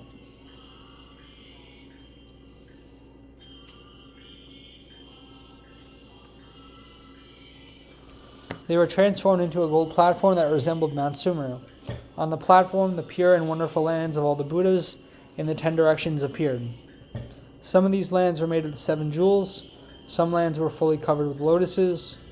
Some lands resembled the self-at-ease heavenly palaces, while others are like a crystal mirror in which all the lands in the 10 directions were reflected. Innumerable adorned Buddha lands such like these were displayed to Vaidehi clearly. At that time, Vaidehi said to the Buddha, World Honor One, even though all the Buddha lands are pure and brightly illuminated, presently I desire to be born in the world of ultimate bliss, the dwelling of Amitabha Buddha. May the World Honored One teach me how to visualize, how to dwell in right contemplation. 5. There are 8 situations to reveal the inclination towards purity. 8. From may the World Honored One speak for me pervasively until the evil world of turbidity is the general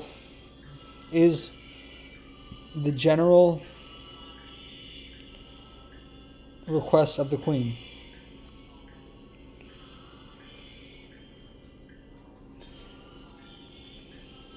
This is to point out specifically the realm of sufferings. The Queen herself personally encounters the sufferings and awakens to the impermanence of the world. In the 6 paths, every living being undergoes the same sufferings, as there is not a place of peace and ease. When she has heard of the Buddha's teaching on the pure land of no birth, she wishes to renounce her impure body to certify to the bliss of Namana. B. From this turbid dwelling until not to see the evil men shows that the Queen's disgust for the states that she dislikes. This shows generally that the Jambudvipa is an evil place. There is not a single place which is worth clinging to. But the elusive and afflicted deluded men continue to dwell in these sufferings. Stating the turbid and evil dwelling shows the suffering realms or the surroundings of the worldly realm.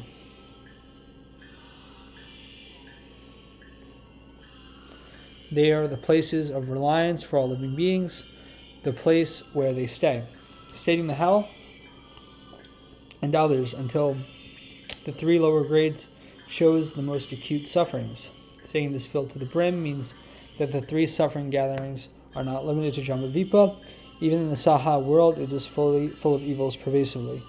Stating that there are many unwholesome gatherings shows that there are different kinds of living beings equivalent to the Ganges sands in the 6 paths of the triple realm in accord with their state of mind.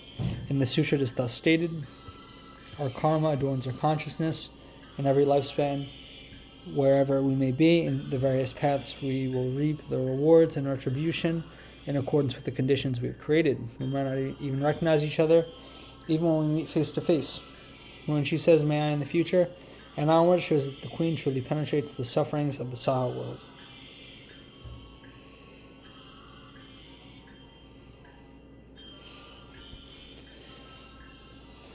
She wishes to be born in the state of Namana, the state of Nirvana, and to return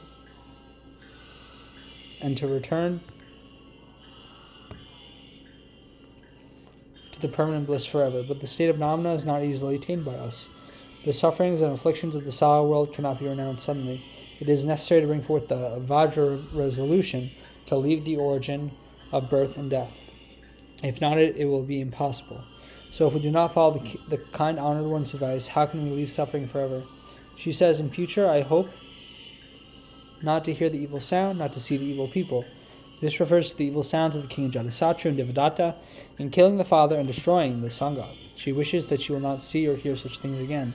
The king Ajatasattu is her own son, yet he is able to kill his own parents. It will be too easy for him to harm others who are not related to him. This is why the queen gives up and severs all the relations of being closely related or not related. See, from now she seeks repentance from the world honored one, and onwards shows that the queen feels that the wonderful dwelling will not take in the unwholesome ones. She is afraid she has other obstacles and will be unable to attain a rebirth. That is why she again seeks repentance from the Buddha to take pity on her. D. From she says, may the Buddha until the dwelling pure karma, shows that the queen seeks to practice in a general way. This is to show that the queen has already sought to attain the rebirth generally. Now she requests the method.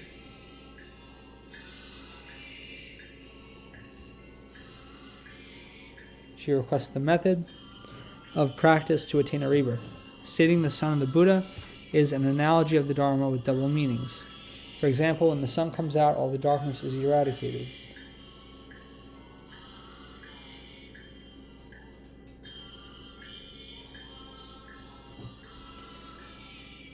The wisdom of the Buddha's lights shines with ever-increasing brightness in the night of ignorance. So she requested the Buddha to teach her on how to contemplate the pure dwelling, and onwards is to reveal her despise of defilement and her intention for purity. If she can calm down her mind to dwell in one-pointedness, she will be born in the pure dwelling. E. From at that time, the world honored one emitted the lights between the eyebrows until to let Vaidehi see onwards shows that the world honored one pervasively reveals the pure lands as a response to her general request.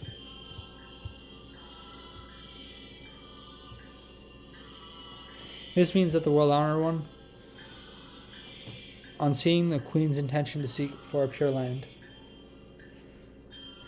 the thus come one reveals the lights between his eyebrows to illumine the worlds in the 10 directions. In his illuminations, the lands are gathered in, and they appear above his summit, which are then transformed into a golden platform. It is like the Mount Sumeru.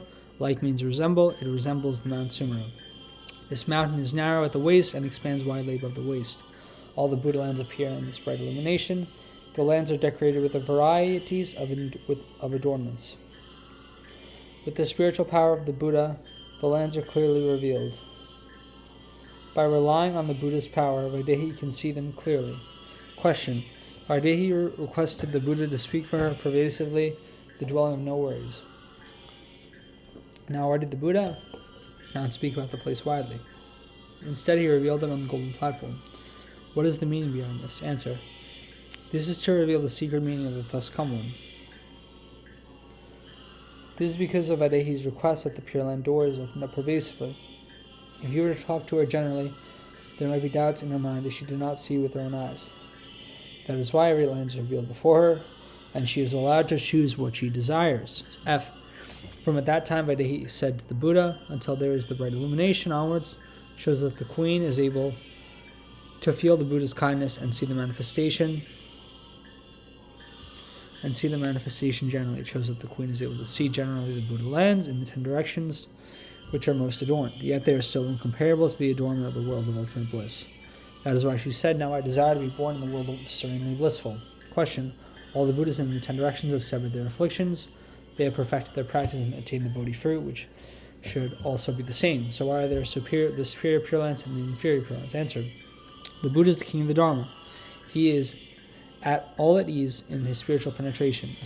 A mundane man cannot really differentiate if it is superior or inferior. The only aim for the Buddha is that he hopes to transform living beings in accord with their potential to benefit them by revealing or hiding the adornment. or he may purposely hide certain of their superiority in order to lift the Western land stands out with its supremacy. G. From now I desire to be born in the Amitabha land and onwards shows that the queen has selected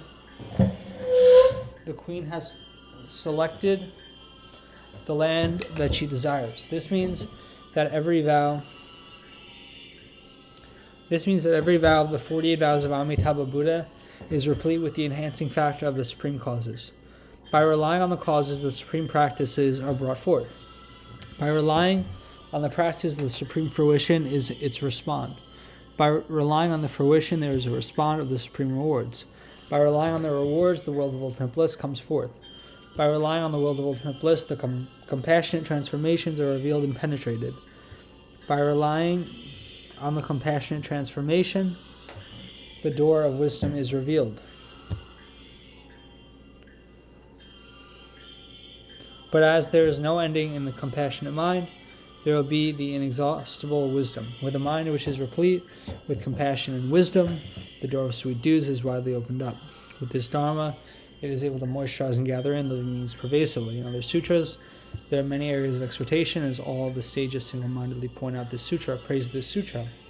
Because of such causes and conditions, the thus come one, with his hidden power, enables the queen to choose this land specially. H. From May the World Honor One onwards, the queen requests the other practices. It means as the queen has chosen the place of rebirth, she chooses other practices to enhance her concentration so that she will obtain the benefits of her rebirth.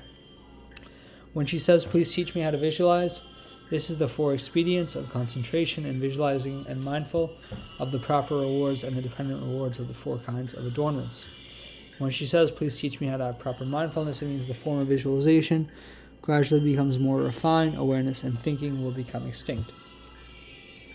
When the concentrated mind and the states combine, this is known as proper mindfulness. This is just a brief discussion. It will be discussed more expansively in the doors of contemplation below.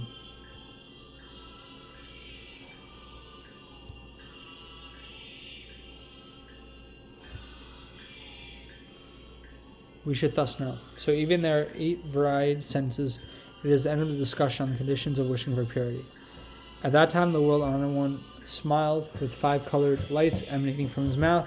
Every light illumined the summit of King Bimbisara. At that time, even though the king was in confinement, his mind and eyes were unhindered. He could see the world honored from afar. He made obeisance to the Buddha with his head and face touching the ground. He naturally advanced to become Anagamin.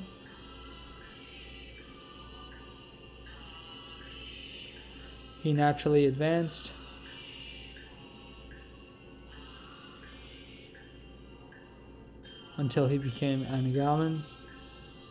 At that time, the world honored one told Vaidehi, do you know or not that Amitabha Buddha is not far from here?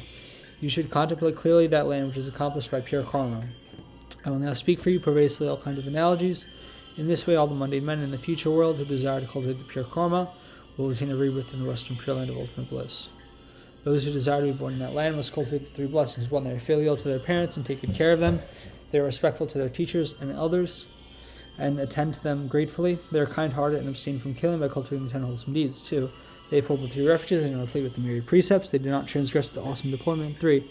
They bring forth the Bodhi mind and have deep faith in cause and effect. They read and recite the great vehicle Sutra, beside exhorting other cultivators to advance on the path. These 3 matters are known as the pure karma. The Buddha told Vaidehi, do you know or not that the 3 karma are the right causes of the pure karma, which are practiced by the past, present, and future Buddha in the 3 periods of time? 6. In the mixed wholesomeness, there are 5 conditions in the practice. A. From at that time, the world honored one smiled until the accomplishment of Anagamin shows that the lights are benefiting the old king. It shows here that the thus come one sees that the queen is willing to seek a rebirth in the world of ultimate bliss, besides requesting the practice to attain a rebirth. This is in accord with the original intention of the Buddha. It also shows that by relying on these 2 requests, which are in accord with the vows and wishes of Amitabha Buddha, and thus the Pure Land doors opened up widely. It is not Vaidehi alone who can attain a rebirth. All the living beings with consciousness can attain a rebirth. Because of such benefits, the thus come one smiles, saying that there are the 5 colors light emitting from the Buddha's mouth, shows that this is the constant awesome dharma of deportment for the mind and mouth, for all the Buddhas. For the mind and mouth of all the Buddhas. The lights will surely be beneficial to all living beings. Saying that every light shines on the summit of Bimbisara King shows that the light from the mouth does not shine on other places except the head summit of the king. The lights emitted by the Buddha will surely bring benefits to living beings. When the Buddha emits lights from his feet, they'll benefit the path of the hell. When the lights are emitted from the knees, they will benefit the animal's path. When the lights are emitted from the hidden private parts, they are beneficial to the paths of ghosts and spirits. When the lights are emitted from the navel, they are beneficial to the Asura's path. When the lights are emitted from the mind, they are beneficial to the human path. When the lights are emitted by the mouth, they will benefit the 2 vehicles practitioners. When the lights are from between the eyebrows, they will benefit the great vehicles practitioners. Now it states the lights are emitted from the mouth and shown directly on the summit of the king. It means the bestowment of the small fruits. When the lights are emitted from between the eyebrows and entered the Buddha's summit, this is the bestowment of the prediction of a bodhisattva. Indeed, there are immeasurable and expansive meanings such like these, and it is impossible to speak them all.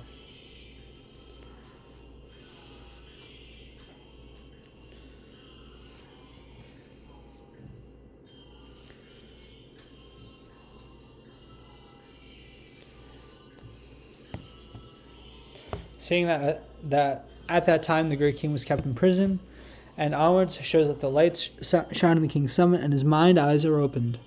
He naturally sees the Buddha even though there are so many obstructions.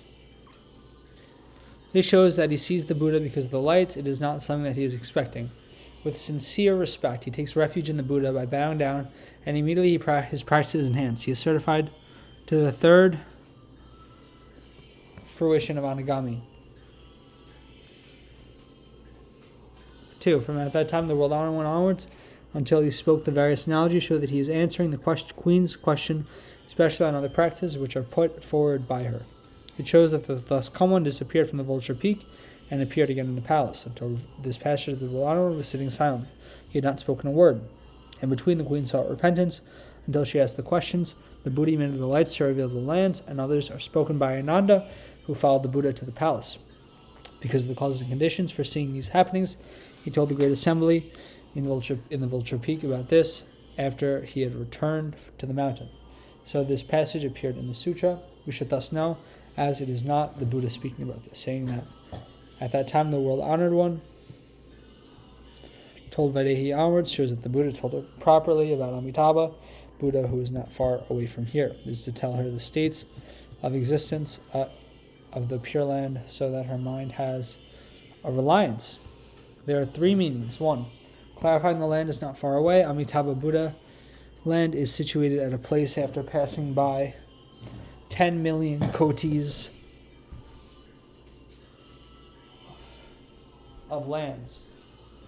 2. Clarifying that even though the land seems far away, it can be reached with the arising of one thought. 3.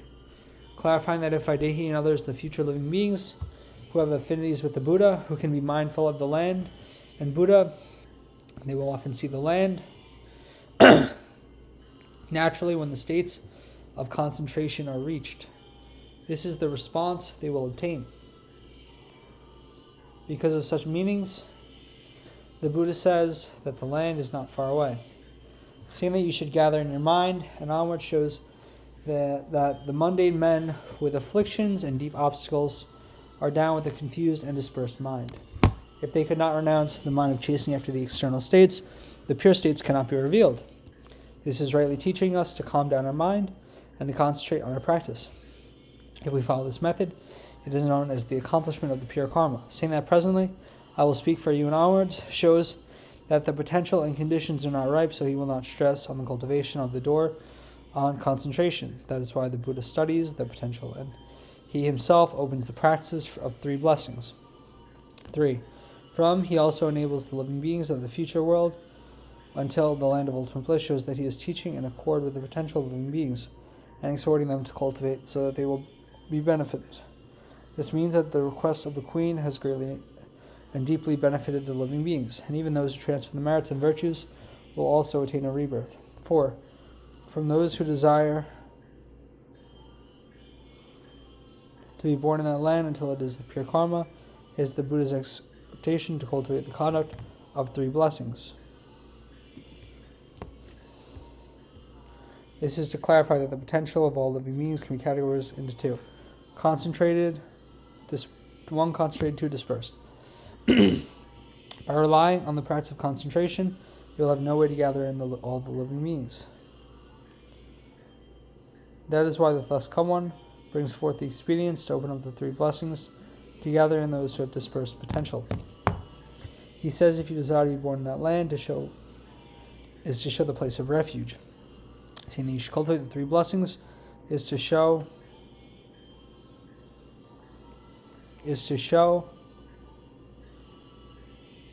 generally the door of practice. What are the 3 blessings? 1. They are filial to their parents and take good care of them. There are 4 reasons. A. Saying to be filial to our parents, to take good care of them, is to clarify that all mundane men are born relying on conditions. What is meant by relying on conditions? Some living beings are born from transformation, some are born from dampness, some are born from the eggs, and some are born from the wombs.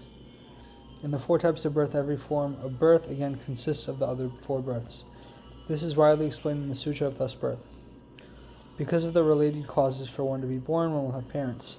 Since there are the parents, they are the greatest kindness to us. If there is no father, the cause of birth is absent. If there is no mother, the conditions for a birth are disrupted. If without the parents, there is no place for a birth to come forth. We need the fulfillment of the conditions of parents. Only then we can be born. Since we desire to be born, our karmic consciousness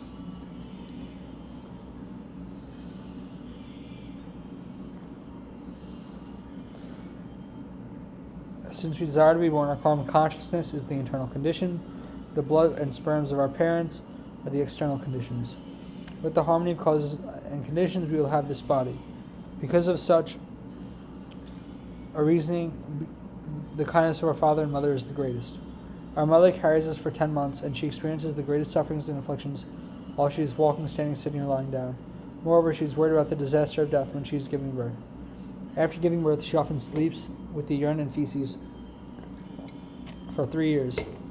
The clothing she puts on is often soiled. Now that when the children are grown up, they love their wife and sons, and they are angry with their parents. They are unfilial to their parents and do not care to repay the kindness of their parents. Such people are not much different from the animals. Moreover, our parents are the ultimate fields of blessings in the world realm. The Buddha is the ultimate field of blessings in the realm of leaving the world. At one time, the Buddha was dwelling in the world. There was a time of famine, and many people died of hunger. The white bones were seen all over the place, and it was very difficult for the bhikshu to beg for food. At that time, after seeing the bhikshus had left, the Buddha alone entered the town to beg for alms. From the morning until noontime, he called out at every door to beg for food, but nobody gave him. The Buddha returned with an empty bowl. The next day, he went out again and was back with nothing to eat. On the 3rd day, he went to beg for alms and still came back with an empty bowl. Suddenly, a bhikshu met the Buddha halfway along the road. He looked at the Buddha and found that he was weak and strengthless. So he asked, "Roll on one, have you taken your food today?" The Buddha said, "Bhikshu, I have not eaten."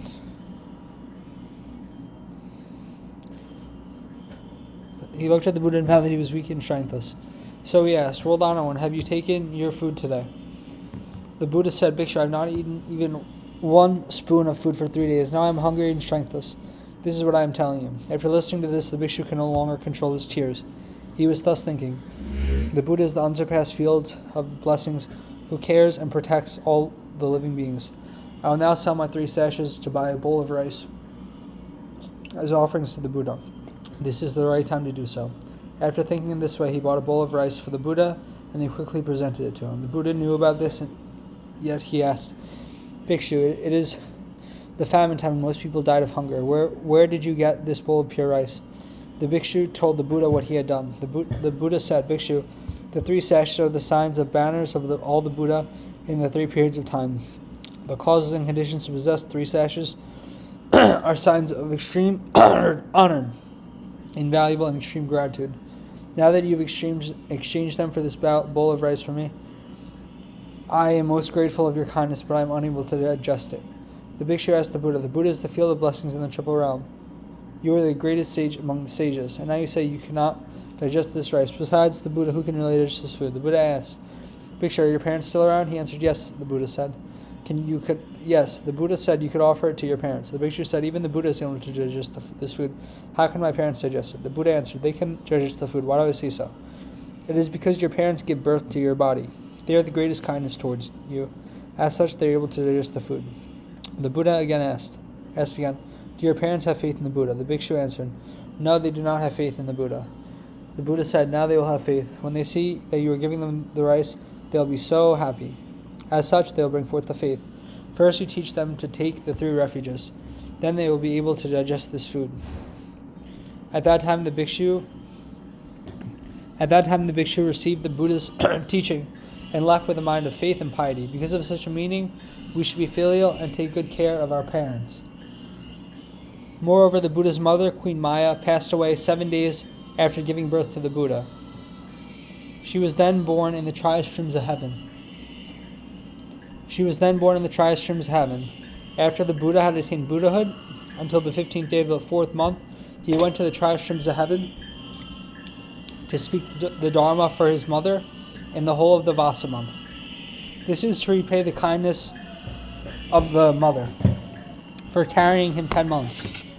Even the Buddha subdues his own great kindness and shows filial piety to his parents. How can we mundane be unfilial to our parents?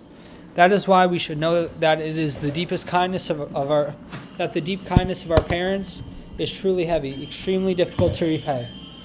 Paying respect to the teachers and elders. This is to show that our teachers and elders inculcate in us the etiquette and propriety. With the knowledge and guidance, we are able to cultivate virtues accordingly, as we will take good care of our conduct. Even our accomplishment of Buddhahood all depends on the wholesome strength of our good teachers, our good knowing advisors. Our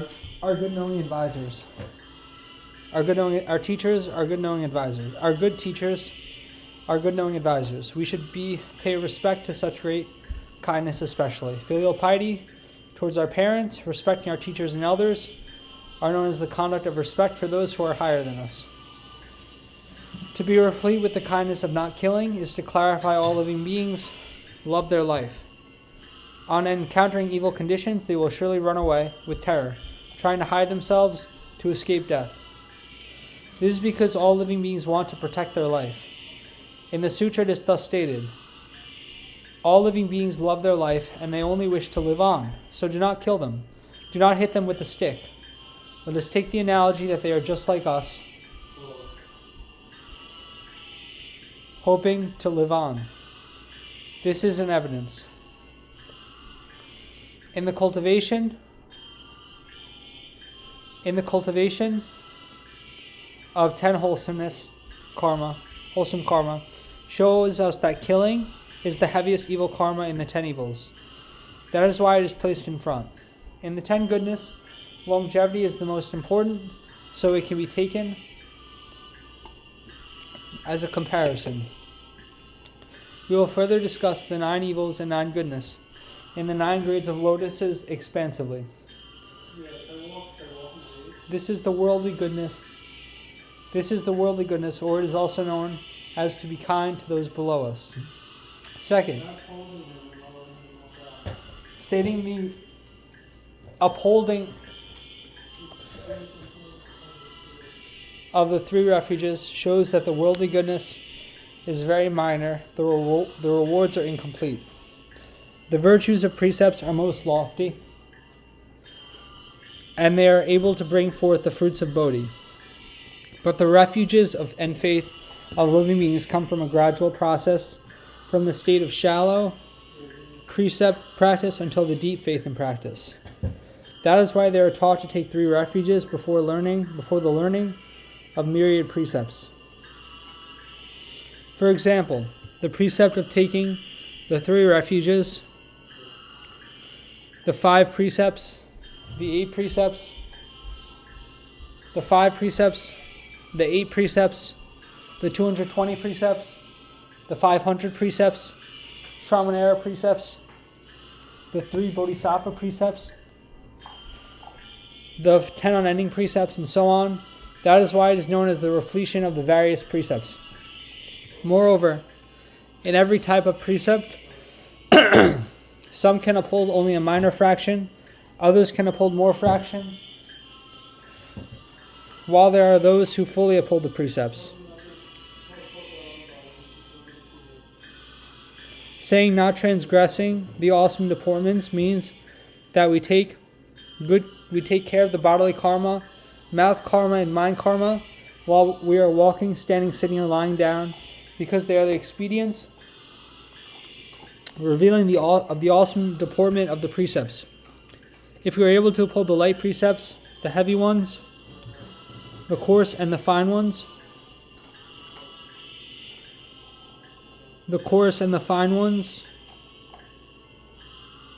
and we will repent immediately on any transgression. This is known as not transgressing the awesome deportments. This is known as the wholesome precepts. Third, the bringing forth of the Bodhi mind.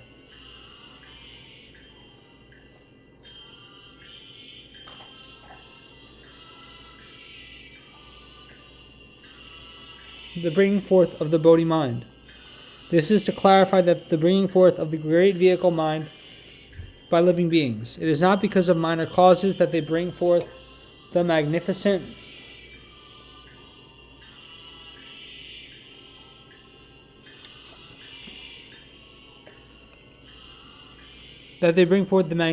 mind pervasively. Without the expansive mind, how can they encounter and bring forth the Bodhi mind? May my body be like the empty space. May my mind be expanded to the size of the Dharma realm. In the unending nature of living beings, I use my body to create the karma of making obeisance and to make offerings respectfully. I welcome them, I send them off, and by doing so all will be crossed over to still extinction ultimately. I use my mouth to create the karma of praising or the speaking of Dharma, so that all will be transformed by me. On listening to my speech, they are certified to the path, and all will arrive at still extinction ultimately. Moreover, with my mind karma, I enter concentration to contemplate. I manifest in various forms in the Dharma realm to cross over living beings in accord with their potential. None will be left behind. I bring forth this vow, and my vow will grow and be enhanced just like the empty space. They pervasively extend to the Dharma realm. The flow of practice is unending until the end of the future time. My body will not be tired, and my mind will be vigorous always, without being discussed. Moreover, it is said that Bodhi is the name of the Buddha fruits. It is said that the mind is the seeking mind of living beings. So this is known as bringing forth the Bodhi mind. Fourth, saying about the deep faith in causes and effects carries 2 meanings. Firstly, we will talk about the cause and effect of sufferings and bliss in the worldly realm. With the planting of suffering causes, we will reap the fruits of sufferings. With the planting of the causes of bliss, we will reap the blissful fruits. It is the same. It is the same when we use a mold to mold the sand. When the mold is broken down, the word is formed. We should have no doubt in this. Saying that about the recitation of the great vehicle clarifies the sutra teaching resembles the mirror. With a continual recitation and pondering over the teaching, our wisdom will be opened up. If the eyes of wisdom is opened, we will surely despise suffering and go for the bliss of nirvana and such like. Talking about the exhortation on all practitioners, it means the dharma of sufferings resembles the poisons, the evil dharma resembles the knife. Transmigrating in the three existences, they are harmful to living beings. Now the goodness resembles the clear mirror, the dharma resembles the sweet dew. The mirror illumines the proper path for us to tread on, to return to the genuineness of innate nature. The sweet dews resemble the pouring of dharma rain, which is inexhaustible. In this way, all the sentient beings will equally be moisturized and enter the flows of dharma. Because of such causes and conditions, it is necessary to exhort them. Saying these three matters onwards is a general conclusion on the above practice. Fifth, from the Buddha told Vaidehi onwards, till the proper causes clarifies that sages are shown as example to exhort the mundane man. If a man is able to be decisive to subdue his mind, he will have no doubt on his attainment of a rebirth.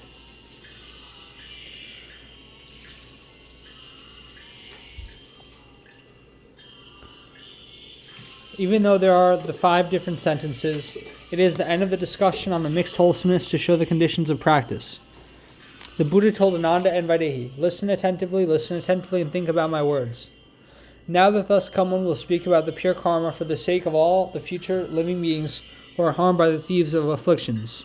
Good indeed it is for Vaidehi to ask this question. Ananda, you should uphold my teaching and proclaim the Buddha's words to the myriad living beings pervasively. Now that thus come one is teaching Vaidehi and all the future living beings to contemplate the Western world of ultimate bliss. Because of the reliance on the Buddha's strength, one is able to see that pure land, just as though one is holding a clear mirror looking at one's face. On seeing the happiness in the land of ultimate bliss, a man will instantly attain the dharma patience of no birth because of a joyful mind. The Buddha told Vaidehi, you are a mundane woman, and your mind is weak and uncertain. You do not possess the heavenly eyes, so you cannot see far. All the Buddha thus come ones, one possess the special expedients that enable you to see the land from afar. At that time, Vaidehi asked the Buddha, World Honored One, now I am able to see that land relying on the Buddha's strength. After the Buddha reveals the still extinction,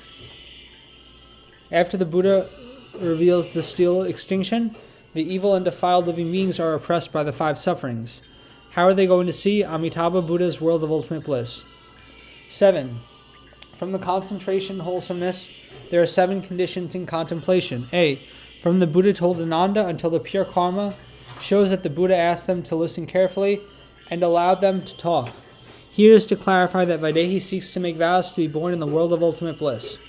Moreover, she also asks about the practice to attain a rebirth. The thus come one also promises to teach her. From this passage, it shows that the Buddha is going to reveal the expedience that leads to the proper contemplation. This is a very important cause and condition, as it brings deep benefits. It is a dharma which is very difficult to encounter throughout the long kalpas, and only now the Buddha is going to talk about it. Because of such a reason, the thus come one calls out to the 2 of them. He told Ananda, I am now going to open the door of Pure Land. You must uphold it and spread it so that it will not be lost. The Buddha told Vaidehi, you are the one who requests this dharma. I am now going to talk about it. You must listen attentively, think about it, accept it rightly so that there will be no mistakes or loss. Saying that it is for the sake of all future living beings, because the Buddha enters the world as he especially wishes to benefit all sunken living beings in the seas of birth and death. Now as he is spreading the cloud of kindness equally, he only hopes to moisturize all living beings pervasively. Saying they are harmed by the thieves of affliction clarifies that the mundane men are heavy in hindrances, their false thoughts and loving desire are deep and deluded. They do not realize that the 3 evil fire pits are already at their feet.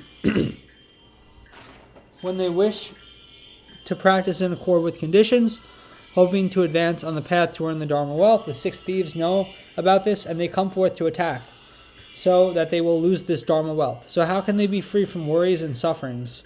Stating the pure karma shows that the thus come one sees the sins of living beings. He speaks for the method of repentance, so that they will sever and eradicate the evils continually. Ultimately, they will attain purity forever. Moreover, Purity also means the reliance on the door of contemplation, to recite the Buddha's name exclusively, to concentrate on thinking the Western lands. By doing so, in every mindfulness, sins will be eradicated and purity will be attained. B. From good indeed onwards shows the Queen's enquiry about the Dharma from the sagely one. C. From Ananda you should uphold it until the proclamation of the Buddha's words shows clearly the exhortation to uphold the practice.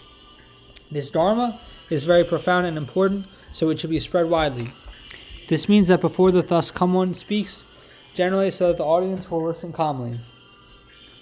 Later, the Buddha specially appoints Ananda to uphold the Dharma and not to forget it. The practice should be spread to the multitude. Saying the Buddha's words shows that the thus come one has eradicated false speech for many past eons. As such, those who hear his speech will naturally give rise to faith. D. From the thus come one until now, until the attainment of Dharma patience of no birth, shows the benefits thus obtained in exhorting others to cultivate. This means that the thus come one desires to teach the Queen and future living beings by revealing the expedience in contemplation, the concentration, and thinking about the Western land. By doing so, one will despise the Saha world and desire to go to the world of ultimate bliss.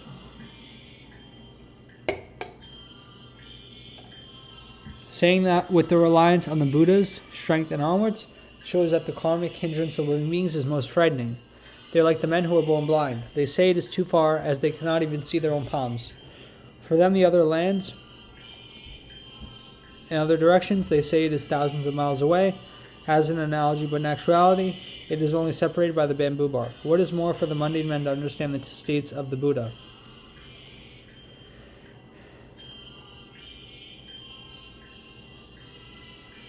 Without the enhanced power of the Buddha, there is no way for them to see the land. From just like holding a bright mirror, one will see the face onward, shows that the Queen and living beings enter the contemplation and dwell in this state of mind.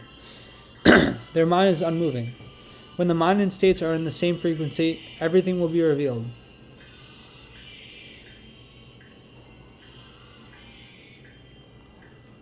When the states come forth, it is as though one is seeing the things in a mirror, saying that the mind rejoices, and so it attains the patience. It is also known as the patience of joy, the patience of enlightenment, the patience of faith. This is still talking, only as such a man is not certified to it. This is spoken for the sake of the Queen and others, to give rise to a rare mind so as to obtain this benefit. They will be courageous and cultivate wholeheartedly as they wish to see the land. Only then will they be enlightened to the patience. Here it is mostly the patience of the 10 faith. It is not the patience of understanding and practice. From the Buddha told Vaidehi until so that you will see, shows that the Queen is a mundane man, not a sage. As she is not a sage, she needs the bestowment of the Buddha.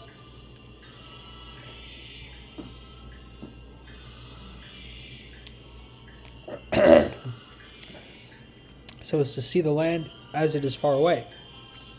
The thus common is afraid that Lumis will have doubts, saying that the Queen is a sage, not a mundane man. Because of this doubt, they will be afraid that they have no power to attain it. They will say Vaidehi is now a bodhisattva who reveals the mundane form, in the mundane form. We, the offenders, are incomparable to her. In order to sever this doubt, the Buddha said, "You are a mundane man," saying that the mind is weak and lonely because a mundane man does not possess the great resolution. Saying that she has not attained the heavenly eyes is to show that the Queen sees with the flesh eyes, and there is no need to discuss her ability to see far or near. Now the Pure Land is so far away, how can she see it? Saying that the Buddha thus come one has the special expedience to reveal the Pure Land and onwards shows that the mundane man does not possess the ability to see it. All the ability to see is because of the power of the Buddha. From Vaidehi said to the Buddha, until seeing that land shows that the Queen is showing gratitude to the Buddha again as she desires to ask further question. Here, it means that the Queen understands